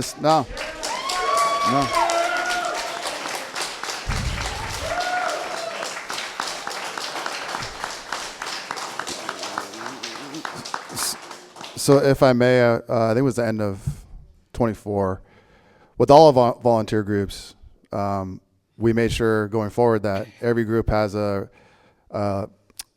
contract, MOU, license agreement, whatever it is, that didn't have one, because again, this is just good governance. So you presented an MOU that limited our freedom of speech. If you don't mind, I gave you plenty of opportunity. I would like to respond. Thank you so much.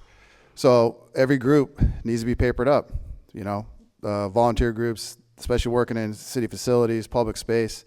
It only makes sense to have everything papered up, an MOU, a contract, a license agreement. It protects all parties involved. It's not abnormal in 2026 to expect this. It's good governance.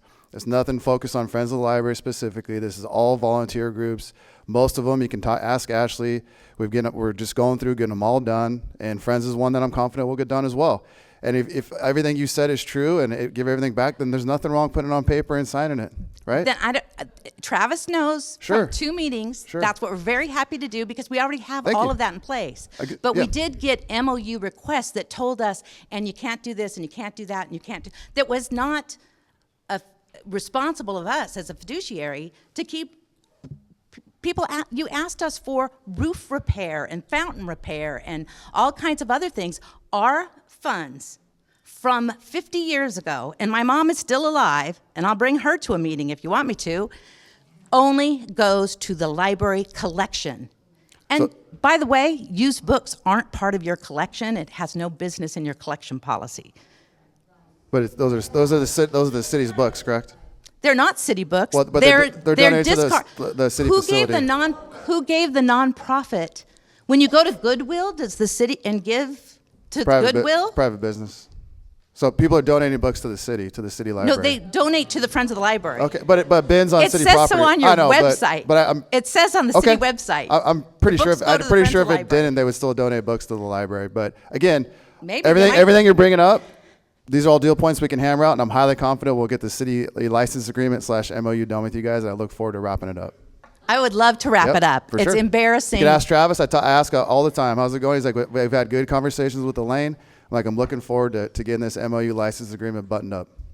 Because I would like to report back to this group that instead of finding some other monies to pay for books at the library, that we did something for Banning. Sure. Banning is about to blow over. Yeah. Banning is probably the most neglected of buildings, and it really needs to be looked at. It's just sad. And my grandchild and your children are going to go there, and it's in sad shape. No, let's focus. Look, Elaine, I'm telling you right now, as the mayor, I'm looking forward to wrapping this up. I want to tie up this loose end. There's a couple of volunteer groups we're working with as well.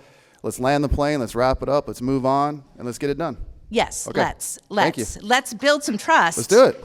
Okay. I'm ready.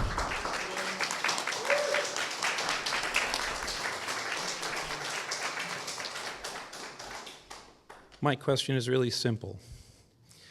Your book collection policy and your book review committee were declared illegal by the courts, and they were overturned by the citizens by a 60 to 40% margin. What the hell do you not understand about the will of the people and the judgment of the courts? I believe I already answered that question 2 questions ago. Nope. I mean, I have the same question. Will you answer it to me, please? so Mr. Vig, the auditor just mentioned that part of that process is on the appeal through the ACLU lawsuit. Director Ashley Wasaki just mentioned. What? I'm answering your question. I already answered your question that we're fighting to keep $1.5 million when the case should have been dropped. It was a moot after the election. We're not going to just give up 1.5. We're going to fight for the taxpayers. So I've already answered that part of the question. Okay, sure. All right. We did. The election happened. That case was still ongoing. The election happened. The case was. We just told you that's. Go ahead. Again, as we mentioned, we just at the end of December were received. Can he talk? Can he answer No, your question? we did not. How long ago was the election? And when did you wait until The last day of December to send it in? No, we did not wait till the last day. When did we send it in? Yeah, it was middle of December, but we were working. But we were working, sir. We were working through the policy, making sure we had an acceptable policy with the state. And no, we actually had to adopt a new policy. No, because the state changed it. No. Right. We wanted to make sure we were complying with the state law. The new state law, correct. And we worked together to create a new policy, which we're very happy to report the state was pleased with and supported the city. So with the new policy, we are working to put the books back based on that policy. Question? Yes. I think my first 3 questions have been addressed. Okay. And I'm very concerned about all of them. The Okay. 4th floor, the hiding of books, the teen section not being as it was. Okay. And the mayor, who has not graciously and enthusiastically accepted the generous grant from the Friends of the Library. Okay. But my question is, if you're not going to support the libraries, we have this beautiful library on Main Street. Mhm. It's an architectural treasure. Yeah. And it's going to be spoiled by noise from people coming in to see surfing stuff? What is that about? I don't think so. I mean, I've walked that facility many times. I've walked the Surf Museum many times. I've gone up to 4th block. I've been inside that space. There's plenty of room. There's amazing historical artifacts already in Main Street Library. I believe there's room to weave that in with the Surf Museum. I think it's a very complementary use. I think it will activate further. That whole area will drive foot traffic up the 4th block. We can cross collaborate with the art center, have amazing art pieces up there. You can have catering, maybe take down that back wall in the Main Street Library, have some, more movie nights or concerts in the park, themed with the museum, themed with the library, bringing more bodies into that library that maybe haven't been there in a long time to check out the Surf Museum. Oh, this library is amazing. So I think it really makes a lot of sense, me personally, seeing it as the mayor. I'm excited to take it to the next step on an MOU.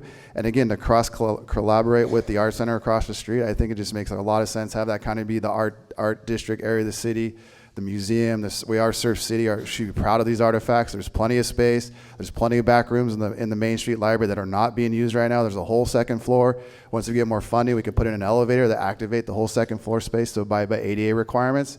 So I'm really looking forward to it. I know a lot of people are excited about it. I understand the concern, but we will go slow and judicious and have more study sessions when that MOU comes back and make sure that we answer everyone's concern. Because the genesis of the town hall was initially to talk about the museum in that library. And I said, let's just all talk about it together with community library services. So I'm excited about it. But my question is about the noise. Noise. You've got people reading and enjoying a library as a spot for reading. Sure. And then you've got a surf museum with noise in a very small space. What noise would the museum create?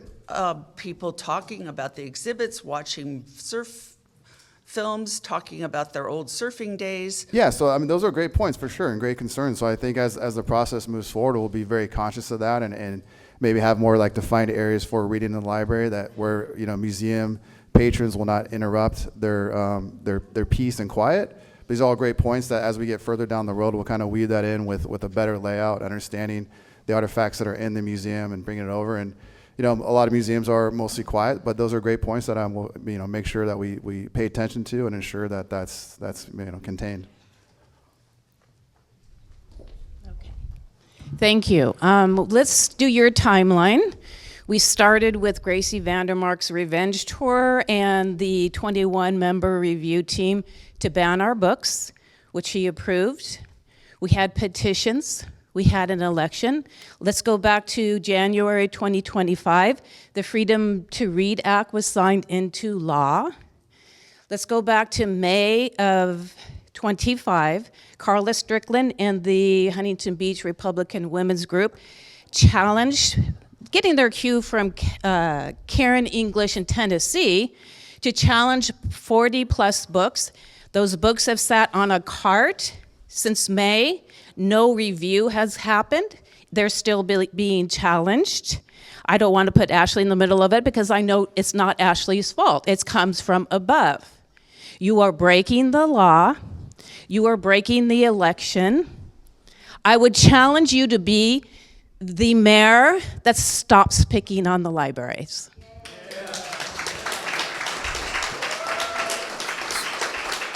Okay, but we just answered those questions 3 times. That wasn't a question. Okay. That was a challenge. Sure. To be the person to man up. The books go off the cart. The books up on the 4th floor. And Ashley already said that's in process. I am challenging you. All right. To get those books down there, put a signage in there so that the teens feel validated. They have a real teen center. Hey, So Costa Mesa, I'm talking. Sure. Costa Mesa did it. Plenty of the other cities have done it. You follow the Freedom to Read Act. Go ahead with the appeal, whatever it is. I've heard various reasons why we're appealing. We're appealing for the money. We're appealing for that. But you were breaking the law. You were breaking your policy for the book collection. I challenge you to stop picking on. Rectify all of those things. It probably wouldn't take that long. That's all. I don't even need it.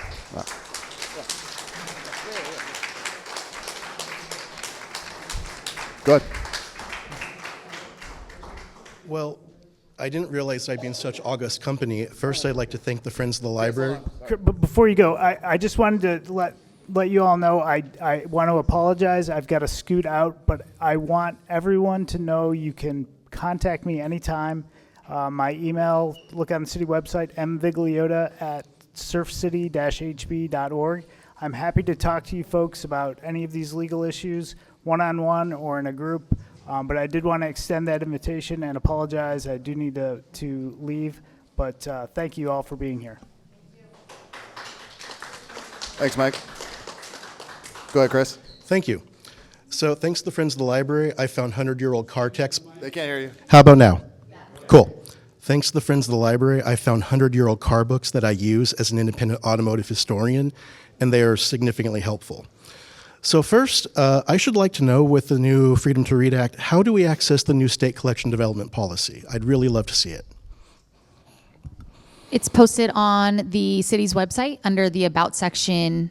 Under the library, there's an About section, and then under that section is a policy section. Thank you. Now, there's been this push to consolidate the Surfing Museum with the Main Street Library. But looking at the spaces, have we considered the Art Center? Because there would be more room that could be used for making displays. And the reason I keep hearing all the time is that the museum needs more room to display surfboards. And unless you're going to tear ceilings out or put everything in the main room, there isn't that much room for surfboards in the Main Street Library. Yeah, I mean, that's obviously a possibility. I think as we get going down on this process with the MOU with the Surf Museum and see their total collection, I know there's a lot even in storage as well. We'll be judicious to make sure it's laid out appropriately. And then if there's excess space or excess, I guess, artifacts that can't fit and there's room in the art center, I'm sure that's a possibility as well. Okay, now also the topic of the incompatibility between a private organization hosted at a public facility and the needs of one versus the needs of the other, along with the idea that the city should be run in a fiduciary responsibly fashion. Museums tend to be money losers. Nonprofits don't make money. The number of museums I know where they survive because of volunteers, 2 people that put money in their will and hoping that they don't lose the grant next year is staggering. And the number of museums that I see closing is astonishing. What do we do if the museum closes? And also, the Surf Museum is closed for January and February. So if they move to Main Street, would they simply not pay rent for 2 months? So your first question, what happens if the museum closes? I mean, it won't, right? Because it's in the, assuming this goes forward, it's in the Main Street Library. So I guess if the museum piece went defunct, then we would remove those artifacts and give them back to who donated them. That's a potential.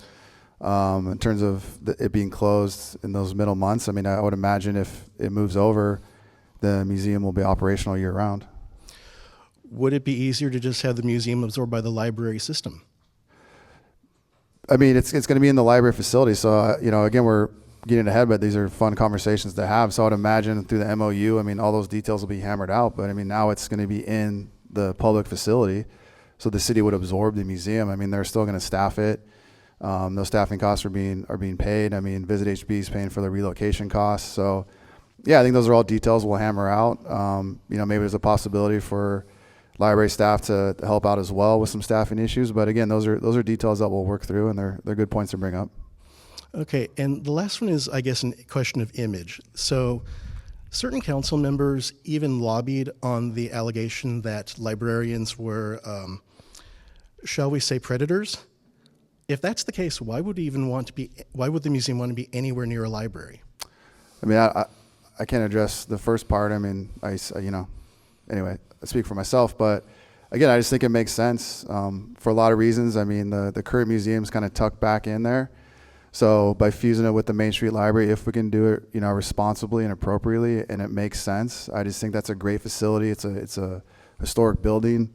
I already walked through, I think, the amazing potential to cross collaborate with the art museum, and I just think it just can invigorate that building. I mean, there's a lot of rooms that aren't being used. I would love eventually if the financial money came forward for the museum that we could activate the second floor with an elevator to abide by ADA. So again, I've already touched on it, but I think it makes a lot of sense if we do it right. Thank you. Yep. So I have a question about the rent. I know that the International Surfing Museum was arrears in rent. Right. And I believe that they made that good. Is that correct? Do you know, Ashley? Yeah, that's correct. Okay. Are they going to be paying rent in the library? Yeah, right. Yeah, yes. Okay. Yep.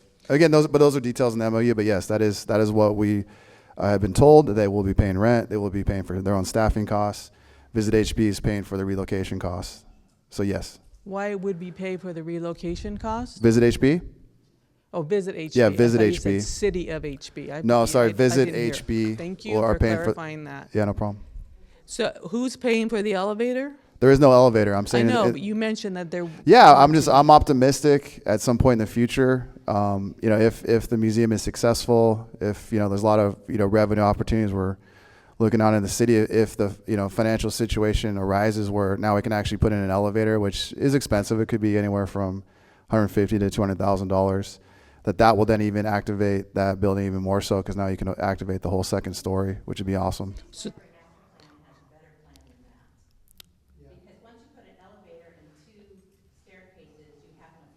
sure, I didn't.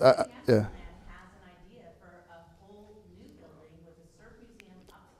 Building a whole new building from scratch. Okay. Sure. I mean, that comes at a whole new building, ground up construction comes at great expense when you have an amazing historic building that currently exists. I'm in commercial real estate, so if you can renovate an existing facility, okay, I have looked at it. Sure. And I'm not saying the elevator is going to happen. I'm just saying it's a possibility to maintain the current building and then access the second floor for ADA purposes. So that's all I'm saying. Well, you've mentioned it about 3 times now tonight, so I'm curious, who's paying for that? Again, You don't know. No, it's an idea. I'm hopeful in the future that there's a possibility, whether it's grants, donations, that there's a situation arises where we can actually put in an elevator if it makes sense, and that would activate the second story and make that building even better. All right, thank you. You're welcome. I was glad to hear that the fountains are going to be fixed and taken care of, and that's only on the outside. I'm wondering about the inside. No one's mentioned some of the fountains that are not working on the inside that actually help the ambiance of the library. To my knowledge, there's no functional issues with the interior fountains. Okay, there's the ones in the main stairways, but there's some areas that are near the reading and where the desks are. There's supposed to be fountains there. There are fountains there. Do you mean ornamental fountains or the pooling? More ornamental. They had water coming out of them at some point. They're empty right now. I can check in with our facilities team and see if there is some sort of functional issue. So I will check in and see why they're not currently filled. Because to my knowledge, I don't know if you know this either, Chris, I don't think that they're broken. I think it was like a cleaning issue. Well, it's been cleaning for years. Okay. Thank you. I'd like to discuss a new topic. You know, for the last 3 years, much has been said about the contract of the City Council with the people of Huntington Beach. I'd like to remind everybody here of those two, points of the contract. The contract said that since Huntington Beach is a charter city, we will not have to follow the state housing mandate. In fact, we were so certain of that the battle cries will take the state to court and we will win. Now, what's happened 3 years later? Huntington Beach has lost its case in all the state courts. The California Supreme Court has said they're not going to hear our appeal. And on the federal side, our only possible outcome is the federal Supreme Court, who may or may not grant the ability for us to hear our appeal. That's the first part of the promise of the contract with the people of Huntington Beach. The second part is more elusive, and I've asked the City Council to give us a cost, because the other main point, because a lot of people were concerned, what's it going to cost for us to file all these lawsuits? And many of you may remember, we were told that since we have a city attorney, that it will not cost the city any money to fight these cases in court. For sure, we've lost $3.5 million. Where's that number coming from? And the Kennedy Commission. Okay, that was before. That's still we lost. That was the previous council lawsuit back. Okay, but that was back in 2018. Also. So that was back in 2018. Also, and I think we talked about this, Casey, the fact that you guys didn't file a housing element exposed our city to $7 million in penalties. So where are you getting that number from? It's $600,000 a month. We talked about But where's that number coming from? It's in the statute. We talked about that, Casey. No, the court just ruled that we're not paying any fees. I think they deferred it because they wanted to see what we're going to do. Okay, but I don't. But please, Ken, that's why we're doing this, to get the facts on the record. There's not $7 million. There's not $600,000 a month. Well, let me fines. finish my thought. Okay. Because what I'd like to do now, and I asked this at the last city council meeting, because we don't know what the total costs are going to be. I agree. Sure. I would like you to promise that you will give us a full accounting of all of the costs that the city, costs, penalties, fines, and court costs that the city will have to pay as a result of the fact that we fought this particular statute. That's a fair request, and I appreciate. Sure. I mean, but the cases have been adjudicated, and that'll all be public record when it happens. But Ken, real quick, if I may, I have my contract right here. So your point, the bullet point 1 said, give City Attorney Michael Gates the authority to fight state mandates again, including housing mandates. That's what it said. Nothing about Charter City. Nothing about anything. I just want to get, but I want to get, that's why I love these town halls, because I get to address your comments and questions, and that's what that first part of the contract said. The second part said, implement the 90-day plan to combat homelessness and clean up our streets. If you guys saw that at the city council meeting on Tuesday, the last 3 years we've achieved all-time homeless reduction numbers in the history of our city. The last 3 years. Okay, but that was not my question. Okay, but you're talking about the contract, so I have it right here. I want to read it. Your contract with respect to Fighting Arena was the point, and I think.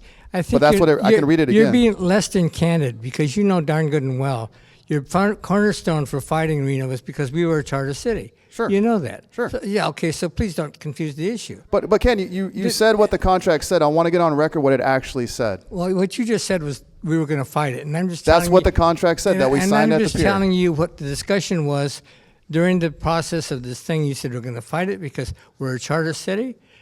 We don't have to follow the state housing mandate. I mean, that was the essence of that part of it. And the other part was the fact of representation that because we have a city attorney, it wasn't going to cost us any money. A lot of the people here in this room were very concerned about the cost to the city of fighting this battle against the state. And the representation is that would not cost any people any money. And what I'm asking you to do today, as I did at the city council meeting, but there's a lot more people here today, is I'd like your promise that you would tell us all of the costs, fees, penalties, and court costs that the city has to pay as a result of our fight for housing. Do I have your word to do that? Absolutely. I will, because that'll come out anyway. But I would like to counter, Ken, with the cost of what it would to our city of not fighting that lawsuit. And I'll tell you why. And that's why we got elected. So if you guys know, California gave Huntington Beach the highest amount of housing mandates per acre of any city in California. We are 95% built out, okay? 13,368 units. 8,000 of those are in one of the 3 affordability requirements. Here's the math. When you develop a project, I'm a developer, 20% of those units are in one of the affordability requirements, right? So take that 8,000 divided by 20%, it would take 40,000 units to build and deliver those 8,000 affordable units. We have 80,000 housing units, apartments, homes, condos in our city. We'd have to increase our housing stock by 50% with the same finite roads, infrastructure, water table elements. Our cities are always planned very carefully over many years through our general plan. It takes in every city's unique characteristics, our geography, our topography, our sensitive areas like the wetlands. You guys know that building on Beach and Ellis, Elon? I always point to about that's the poster child for high density. That building, it has 274 units. If we had to build 40,000 more units, we'd have to build 145 more of those buildings in our city. That will destroy our city forevermore. So whatever the cost is, if it's $100,000, if it's $500,000, if it's $1 million in legal fees, to fight this, to protect the future of our city, because when those buildings are up, they're gonna be there forever. Me personally, I would spend that money to protect our city with every fiber of my being. I've said it on the campaign trail. We signed a contract with the voters and they elected us. Casey, I appreciate that, and as we've said over the years, I respect the fact that the people voted you on that basis. Sure. Okay, and I also told you that I thought there might be alternative ways to try to work with the state to fill our housing requirement. But the point was, you told the people, like I said, that we will win the case in court. No. Go back to, Ken, Okay. Go back to when I was sworn in 2022. I have the video on my phone. I can play it for you if you want. Okay, I then- specifically said, no, I want to get the record straight, Ken. This is why we're doing the town halls. I specifically said we're going to fight. We're not going to win every fight. We're not. Those are my exact words on the wall. But if we lose, we will find a new path to take, and we will always keep fighting to protect Huntington Beach, the suburban beach community it is. And it's a misnomer that we haven't delivered affordable housing. We just said it on Tuesday. Okay. We're top 5 in the county, and we're Casey- top 5 in population. Casey, We are delivering you're talking affordable around the housing issue. at our current population rate in the county. You're So that's talk- another misnomer. You're talking around the issue, Casey. No, I'm not. Yes, you are. I'm correcting the facts, No, Ken. because, as I said, when we were talking about this whole thing 3 years ago, we talked about the fact that, yes, we have an onerous requirement. But at the same time, okay, so I'll ask you this then. Sure. Why are we appealing it to the Supreme Court, and what is it going to cost for us to file that appeal? The California Supreme Court? No, the Californians already turned us away. The federal So Supreme Court. We have appealed to the federal Supreme Court. Yes, and I'd like to say what the legal basis is that for now. So when you have to adopt the housing element, this is pretty fascinating. So California state law says every project has to abide by CEQA, California Environmental Quality Act, right? You have to make sure you're protecting the environment. Except when it comes to these housing elements, because they're so massive, these units are so massive, these projects are so massive. So the state says, well, actually when these housing elements, we want you guys to push aside CEQA and not abide by it. And so in order to do that, we as council members have to sign what's called a statement of overriding consideration, which means that we have to sign this document saying we feel these high-density projects are more important to the unknown negative impacts to the environment. So we have to push aside CEQA.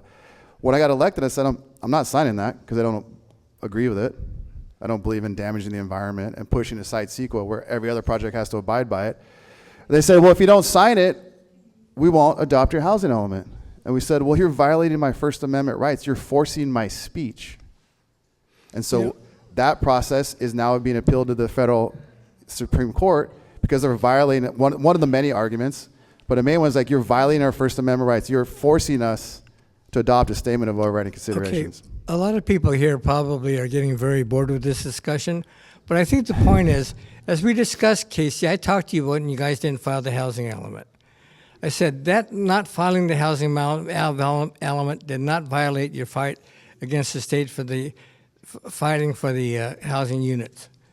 And I said you could have filed your report with a condition saying that you protest it. No, you can't. But rather than doing that, No. you went ahead and decided to go all in, and as a result, potentially, and I'm saying potentially, and you know the statute said $600,000 a month. You know that. Don't shake your head. You know we've talked about it. The judge just ruled that we do not have to pay penalties. Oh, that's disappointing because we talked about it. Okay. You know we did. I was in your office. We talked about it. Tank Farms is single-family homes. So anyway, I guess, like I said, I want people to understand. See, part of the problem, what we've been having when we're sitting in the audience, is the fact that there's a lot of omissions. I don't have any personal problem with you, Casey. I don't either, Ken. I just have a problem with the fact that sometimes we're just not told all of the facts. That's why I'm here. I just told you the answers. If you, Okay. I told So you, like I said, yeah. you will write a special report for the people of Huntington Beach. We won't have to comb through all the public records. You will present to the people of Huntington Beach the cost of fighting the housing. Yes. Is that yes? Is that a promise to all of us? Yes, those costs will come out when this final case is adjudicated. No, you will. There will be a special report accumulating all the costs, not just respect to this case, but all the other cases. It will be shown to the public, Ken. Whether what mechanism, a report, a document, a statement, it will come out. But again, I think the investment, even if it's up to $1 million in legal fees to fight to protect Huntington Beach from just permanent damage to our finite resources, is worth the fight. I said it. I'll say it here. I'll say it tomorrow. I'll say it till the rest of my life. And that's why I got elected. And I don't disagree with your right to do that. I'm just saying I want you to actually say that you will prepare one report. I just said it, Ken. No, I said it no, 3 you times. said you will. Ken, I will, Ken. I will. Thank you. Thank you.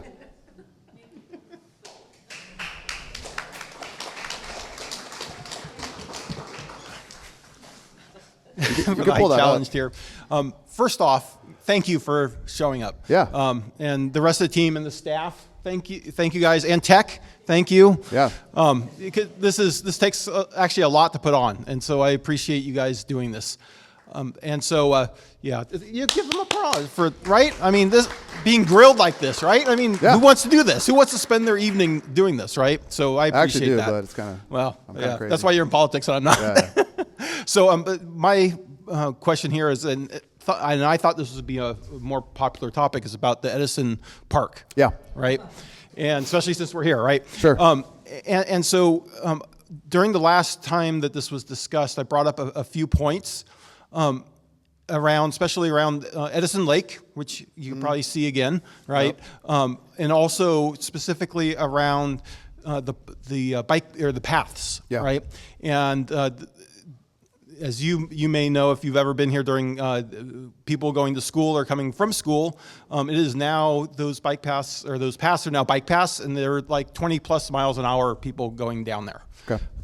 And so when we redevelop this area, Edison High School is always going to be there. Yeah. And we need to make sure that we have the facilities in place to be able to allow for e-bikes, high-speed e-bikes going down that way. In the current plan, right, the paths are right next to the street, Yeah. right, and they're going to be going against traffic, right, and so those types of concerns need to be in place around that. Okay. And I don't think enough time and consideration has been put into that. Okay. And if the additional feedback, I guess reach out to me Yeah, for if sure. you want me to give some additional feedback on that. Yeah, you have my number, right? What? You have my phone number, right? Yeah. Yeah, just text me and remind me, and yeah, Okay. that's a good point for sure. Yeah. Okay. Thanks. Yeah.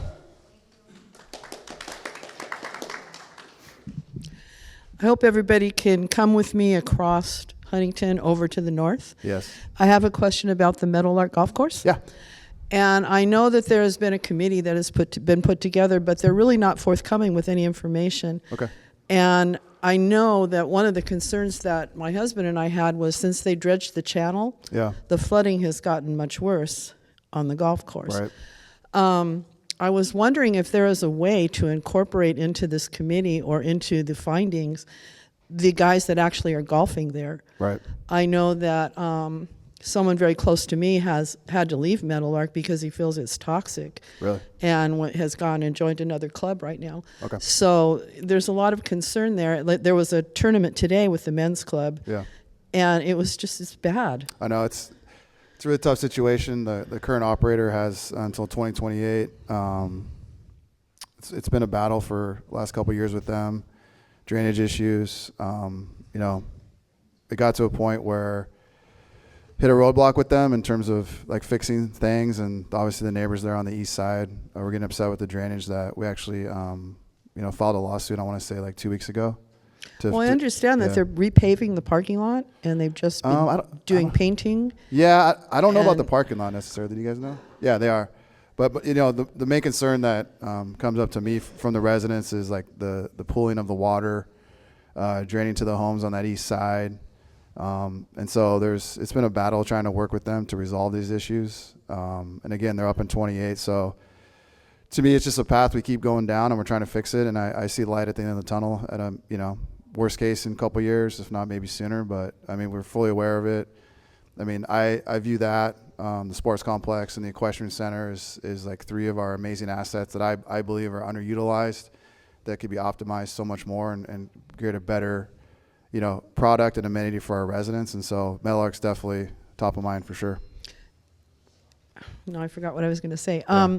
I know the guys are golfing up to their ankles, Yep. right now in sludge, and the I know. ducks are a real problem. I know that there's never going to be development there, correct? Yeah, I mean, it's public space, right? So that's another thing I've seen some comments online. But I mean, any development of public space would have to go through Measure C, right? So, I mean, not to say there can't be development there in the future, but if there were, it most likely, if it was significant, it would have to go through Measure C. But there's no desire on my part, and I'm pretty confident I speak for my colleagues unanimously, like we have no desire to build anything other than like a similar like golf course type, maybe expand the clubhouse or some other options like that. Really just bring it up to what it should be. I mean, it's never going to be, and Butch will attest to this, it's not going to compete with Seacliff. I always call it Seacliff Country Club. Well, THC now, but I won't call it that. Seacliff, because that's like a private course, and so this is a public course, but it can be like so much better in my opinion. Would the city ever consider incorporating that into our park system and taking it over? There's not very many as a park entities in the United States that handle golf courses, and the one that handles it now is in Dallas. Well, yeah, I mean so it is part of our system, and so there's different paths you can go down in the future where the city will always retain ownership. We could bring in a group to operate it, and then you pay them like a property management fee essentially, right? Like the disc golf course? Yeah, exactly. Or have what the current situation is where they have an operating agreement. They run it themselves. They pay us rent and then like percentage rent on top of that. So as this comes to a head here in the next couple of years, I mean, we're going to explore all options, and I think there's some amazing groups that can come in and make it better, and we'll see what's the best, for the city. Because if it's city owned and we just bring in a management company, then we're going to have to put up the capital to renovate it. Where the other scenario where you sign an operating agreement, that group would then put in the capital to improve it, and then we would get rent and then percentage rent on top of that. So You want me to just? Yeah. Is this thing working? Okay, good. I'm like the resident golfer on this particular city council. I've been playing golf my whole life. I played high school golf at Meadowlark back in the 70s. I'm aging myself. I sit on the ad hoc committee with some, there's people here in this room that I sit on the ad hoc committee, and we're not just sitting on our hands here. I can tell you that, you know, we're up to here with the company that's managing it right now. I think they're doing a horrible job. During the rains, I was in the hospital those 2 weeks, but during the rains, people were calling me in the hospital saying there's golf carts going out at Meadowlark after there was 2 inches of rain. I can tell you that the Huntington Club shut down the golf course to golf carts for 2 weeks plus. There should never have been golf carts going out there. Yeah. But we're not sitting on our hands. We have met several times with the SCGA, the Southern California Golf Association. We've met with golf course architects. We've met with golf course management companies, trying to stir up some interest, see who's interested in maybe coming in at some point in time. I don't expect things to get better with Arcus because I think they know that their time is limited out there, so they're just not putting money into the club, and I think that's terrible. And if I could find a way to get rid of them and get a good, plan B, get a management company in there that's going to manage it and actually take care of it, and not let golf carts go out after there's been 8 inches of rain in 3 or 4 days. What they did was criminal. I told Casey, I said that's criminal for letting golf carts go out there. They were doing it today. Yeah, I mean, even that club. I mean, if you guys go there, like the banquet hall upstairs is rarely used. There's so much potential there. Well, the food isn't good. Well, I know, but again, it's our asset. It's the residents. This is one of our main crown jewel assets, and it's so underutilized. It could be so much better. And there's a lot of these. I just call them assets because that's what they are. But a lot of potential to fix the structural issues, like with our budget, to get our revenues up, to exceed our recurring expenditures. And so we look at these and we're like, they could be so much better and done with the community's input and done appropriately. And Meadowlark's definitely one of them. Is there a way to disseminate information to the actual golfers because they're in the dark right now? They don't know anything that's going on. Okay, well, what kind of information do you think they would look for? Well, if you could have a posting or an email that went out to the men's club at least, or to the board there, that they could tell everybody what's going on because they're really ill informed. There's all kinds of different stories. They were certain we were going to shut it down and build homes there, and I know several of the people. The golfers weren't. Well, no, I had people from the men's club calling me saying, "Are you guys shutting this down?" And seriously? Yeah. Oh, yeah. I said, no. We want to turn it into something way better than it is right now, and it's still going to be a golf course. Yeah. So I mean, I guess what information are they looking for?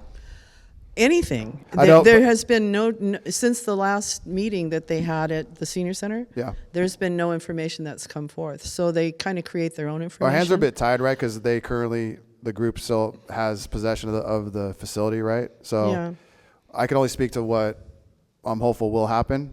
They're up in 28, but in the meantime, what we can share is, we have filed litigation, a lawsuit against them to abide by the lease, drainage, and a lot of those other areas. So you know what I mean. But like if they want to call me or Butch or anybody and come meet with us and let them know like what our plans are. You have my number, they can call me. So the rears right now on the interest payment is $400,000, right? Right. Yeah, there's like late penalties woven in there and things like that. Okay. And again, I've seen comments that we weren't working with them. No, we were. Like we're trying to come to a solution. There's agreement to fix the drainage, and then it got up to a higher level of ARCIS, and the thumbs down came down, and then we're like, okay, like what recourse do we have? Because they're in there for 2 years, and the residents that border it, especially on the east, are just livid. So we got to. Well, one of the things is the missing trees that used to buffer all those. Yeah, I know. Yeah, exactly. Okay, thanks. We actually had a couple meetings scheduled with them, and they canceled on us. The homeowners? No, ARCIS. That's the Arcus. ARCIS. Yeah, they're the operators that have the current agreement. Yeah. Yeah, out of Dallas. Yeah, exactly. Yeah. Thank you. Yeah. Adjust the mic again.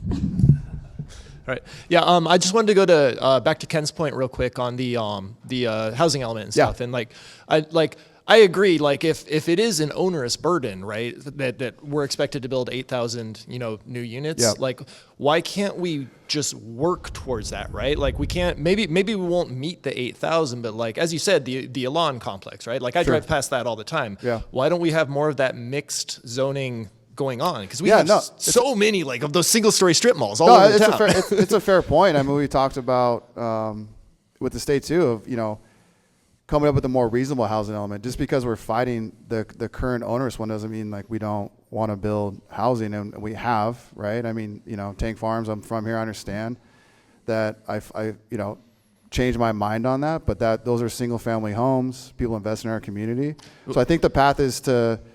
And we're actually trying to meet. We've had tried to meet with the state. I think now it sounds like there's potential to even meet with them, hopefully soon. But it's to come up with maybe our own housing element that we can actually be successful in implementing based on our limited land available, based on our resources. So, on Tuesday on that strategic plan, like we showed, like our affordable housing, like stock and supply puts us right at where we are in terms of in our county size.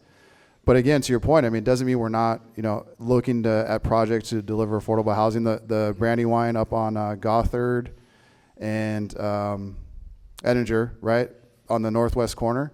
Those are all now nice product, kind of townhomes for sale product.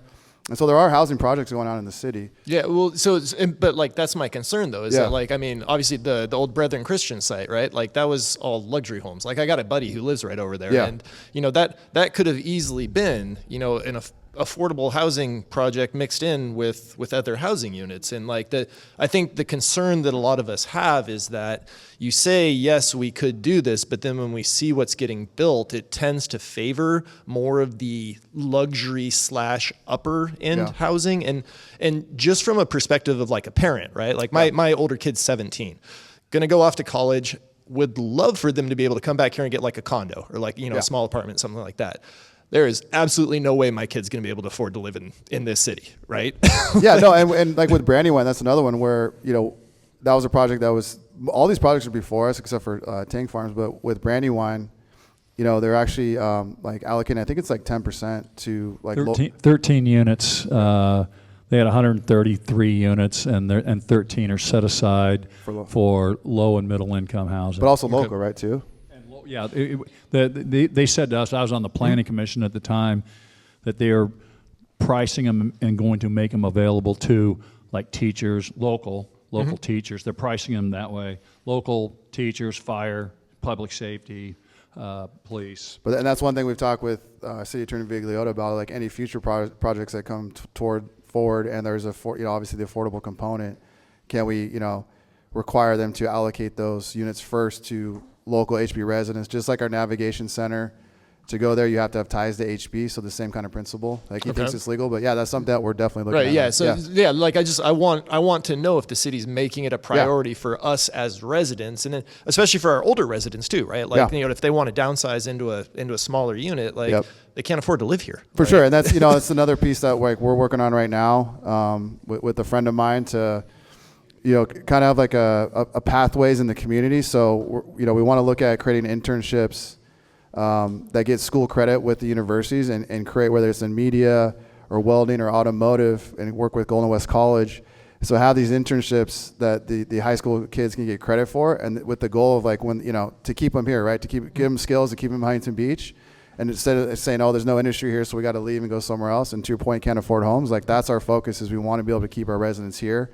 And so, that's definitely one of the topics. Okay, so if the lawsuit fails, right, the Supreme Court appeal, if that fails, will the city be committed to then working towards that housing element? Yeah, I mean, I don't want to get ahead of it. Like we'll abide by whatever the adjudication is, but again, like our main goal is to protect the city, and then whatever happens on the final adjudication, we'll deal with it then. But again, we can do two things at once. Like we can fight this fight to protect local control, and also work with projects that do come before us in the meantime, work to, if there's affordability covenant, work to say, hey, we want you to allocate a certain number of these units to, residents that have HB ties. Well, I don't even necessarily mean that like we have to allocate it to HB people. Yeah. I just like the stock needs to go up. We just need more units. But also like I know you know this, but the public sector doesn't develop, but the private sector does. So they come in with projects, right? And you're kind of limited on how you can push back and you know, what you can't demand what they do necessarily. So, you know, as projects come through, that's you try to encourage them to deliver that. Would the city be interested in working with the state on public sector projects? Yeah, I mean, I'm trying to think with like the navigation center site. I mean, we you know, Jamboree was going forward on that project with like grant funding to convert the navigation center to we call it the Pathways project. So it has some permanent supportive housing in there with the nav center. So yeah, I mean, we're always willing to work with the state. I've actually requested to meet with Rob Bonta recently, and we're hopeful we can do that. And I've always said, like, we want to meet with the state because, in my opinion, as a real estate developer, this heavy-handed approach of a one-size-fits-all for the housing crisis is not realistic. And when I asked what the housing crisis is, it was like, well, it's an affordability crisis. I said, I understand, but California, I develop across the country commercial retail like shopping centers. California is 50% more expensive to build in. It's because of overburdensome government regulation. So I'm hopeful we can all get together and really find the root cause of this affordability crisis and try to fix it. And then also encourage development in undeveloped areas, right? I mean, we live in Huntington Beach on the Pacific Ocean. There's some of the most valuable real estate in the world, so it's very tough to deliver affordable housing projects unless it's subsidized by the government. By, you know, Jamboree Housing, I'm sure you guys saw that, you know, a few weeks ago. That's tax-free financing, right? Lower interest rates, but also they don't pay property tax, so they have to have what's called a TEFRA hearing from the city. And so now we're not going to get property tax on that project, and that's the only way it pencils or makes sense financially, because they're not having to pay property tax, so then they can actually deliver a product that's affordable. So, look, there's a lot of tools in the toolbox. We look at all of them, but our main focus is to protect the residents in the city, and we're not anti-development, we're just for responsible development. Okay, well, thank you, I appreciate that. And then hopefully, if I get elected to state assembly, I would love to work with Huntington Beach to do that. So, thank you. Chris, hey, right behind you had another, I'm just kidding. I'm just kidding. It's fine. Just your luck that they were both a little bit shorter. There you go. Whatever. Hi, Shirley Knopf, and I'm part of the Tree Society. And about 15 years ago, the Women's Club paid to have Central Park Drive, a new median in there, and it helped keeping the cars from doing donuts there. And we paid a beautiful landscaper to do the work. And it's gone downhill. Okay. So last March, we were going to do Arbor Day there, but some people would not let us do it. So, and we usually have kids from all the schools help. So we paid Evolution $8,000 to come in and replant one area. Gene Nagy, the president, says, is the mulch good? Is the dirt good? Oh yeah, no problem. Evolution lies. Okay. The weeds are like that. We've been calling them, Gene particularly. I did the app. That doesn't do any good, twice. Okay. I wrote you, Casey. Yes. How can we get the weeds taken care of? So Evolution. You want to? Yeah, we'll make a note of that, and also too, that, you know, we want to get your guys' agreement done as well. Get that buttoned up, your guys' MOU and license agreement, and get that, you know, like I said, tie up that loose end. It's interesting, Mr. Gates, before he left the city, said we didn't need an MOU. I understand, but you know, it's the same thing with Friends of the Library, and I'm glad you brought it up. Like, we're not signaling out any particular group. It's just good governance to tie up all these loose ends and make sure but that everyone's doesn't protected. mean someone can't come and do the weeds. Yeah, I don't disagree. Yeah, so we'll jump on the weeds in the meantime. We've been working on it, getting it done since October. Okay. Thank you. We'll jump on it. Yes, sir. Hello. It's tilted up. There you go. Yes. My name is Bon Gomes, and I wasn't going to get up here, but... You can pull it out, too. There you go. Okay. There. My girlfriend said to get up and maybe end this thing on a positive note. Nice. With some positive energy. But you mentioned the sports complex. Yeah. And you mentioned bigger and better. Yes. Well, you definitely said better. And I wrote this morning, and this is our first town hall. I believe our city has an opportunity not just to build another facility, but to create a place where young people discover who they are, what they're capable of, and how to lead. When young people are given structure, mentorship, and a place to grow, the entire community rises with them. I want to put an idea into the room: a community sports and leadership complex run through a nonprofit we've just incorporated called the Soul and Arrow Community Foundation. That's our baby. Love it. This wouldn't just be about sports. It would be about mentorship, discipline, confidence, and purpose. A place with a football and soccer field to host community games. Yep. A strength and conditioning space. Group training that builds teamwork and resilience. A dance and movement studio. Workshops on leadership, critical thinking, and career planning. This is for our youths. This is for the next generation, not just to change their bodies, but to change their minds and their hearts, because that's what we're here to do, is to create what's in our heart and minds. And I think that's what we're forgetting as a community. And I want to be that place. I love Huntington Beach, but I want to be that place where I know that the next generation, it starts here in Huntington Beach, and the ripple effect, it goes to neighboring communities and to out of this state and throughout the world. Yeah. I was part of one of the first Fit Body boot camps, and I started my gym in a park with yoga mats and 5-pound weights. And we turned that into a gym, into a huge community. Cool. And our gym was amazing. It wasn't the equipment though. It was the energy. Yeah. And that's what we want to do. We want to build on that energy. So a unique element would be an obstacle course inspired by the wooden oak course I trained on during my time at Camp Pendleton. I'm also a Marine, and I think you were Air Force? No, Butch was. Okay. Sorry. Yes. I also work. Air support. I also work for the Veterans Administration. The goal is simple though, guys. Give young people a place to belong, to be challenged, and to be guided by coaches, mentors, and community leaders who care. And I'm not asking for any decisions. Yeah. I'm just here to plant a seed because, I know a lot of you are going through hard times, but know this, in every adversity, there's a seed of greatness. A dream you dream alone is just a dream, but a dream you dream together becomes a reality. And I just wanted to plant that seed tonight. For sure. No, and I'll touch on that. I'll give you my card before I leave, but I don't want to get too ahead of ourselves, but a lot of things you're saying are actually in process. And so I'm optimistic this year those things will come forward, and we'd love to have you guys be a part of that. And I don't want to get ahead of it too far right now because we're still working through the details. So I'm excited about that. I looked at Ashley because she knows exactly what I'm talking about. But also, if you guys saw on Tuesday at the council meeting, so on the east side of the sports complex is the old police shooting range. It's about 8 acres. So they used to, outdoor firing range, and that whole area is contaminated with just lead bullets, basically. And so it's always been, we can't develop it, we can't touch it. But we had a group come in called Landify. They have an interesting business plan where a lot of construction sites across the state and the country, when they dig and they excavate, they have clean fill, they call it clean dirt, that they have to haul offload, and that's very expensive. So companies pay for these off-haulers to bring that dirt out. Well, what they do is they find areas where they can bring that clean fill in.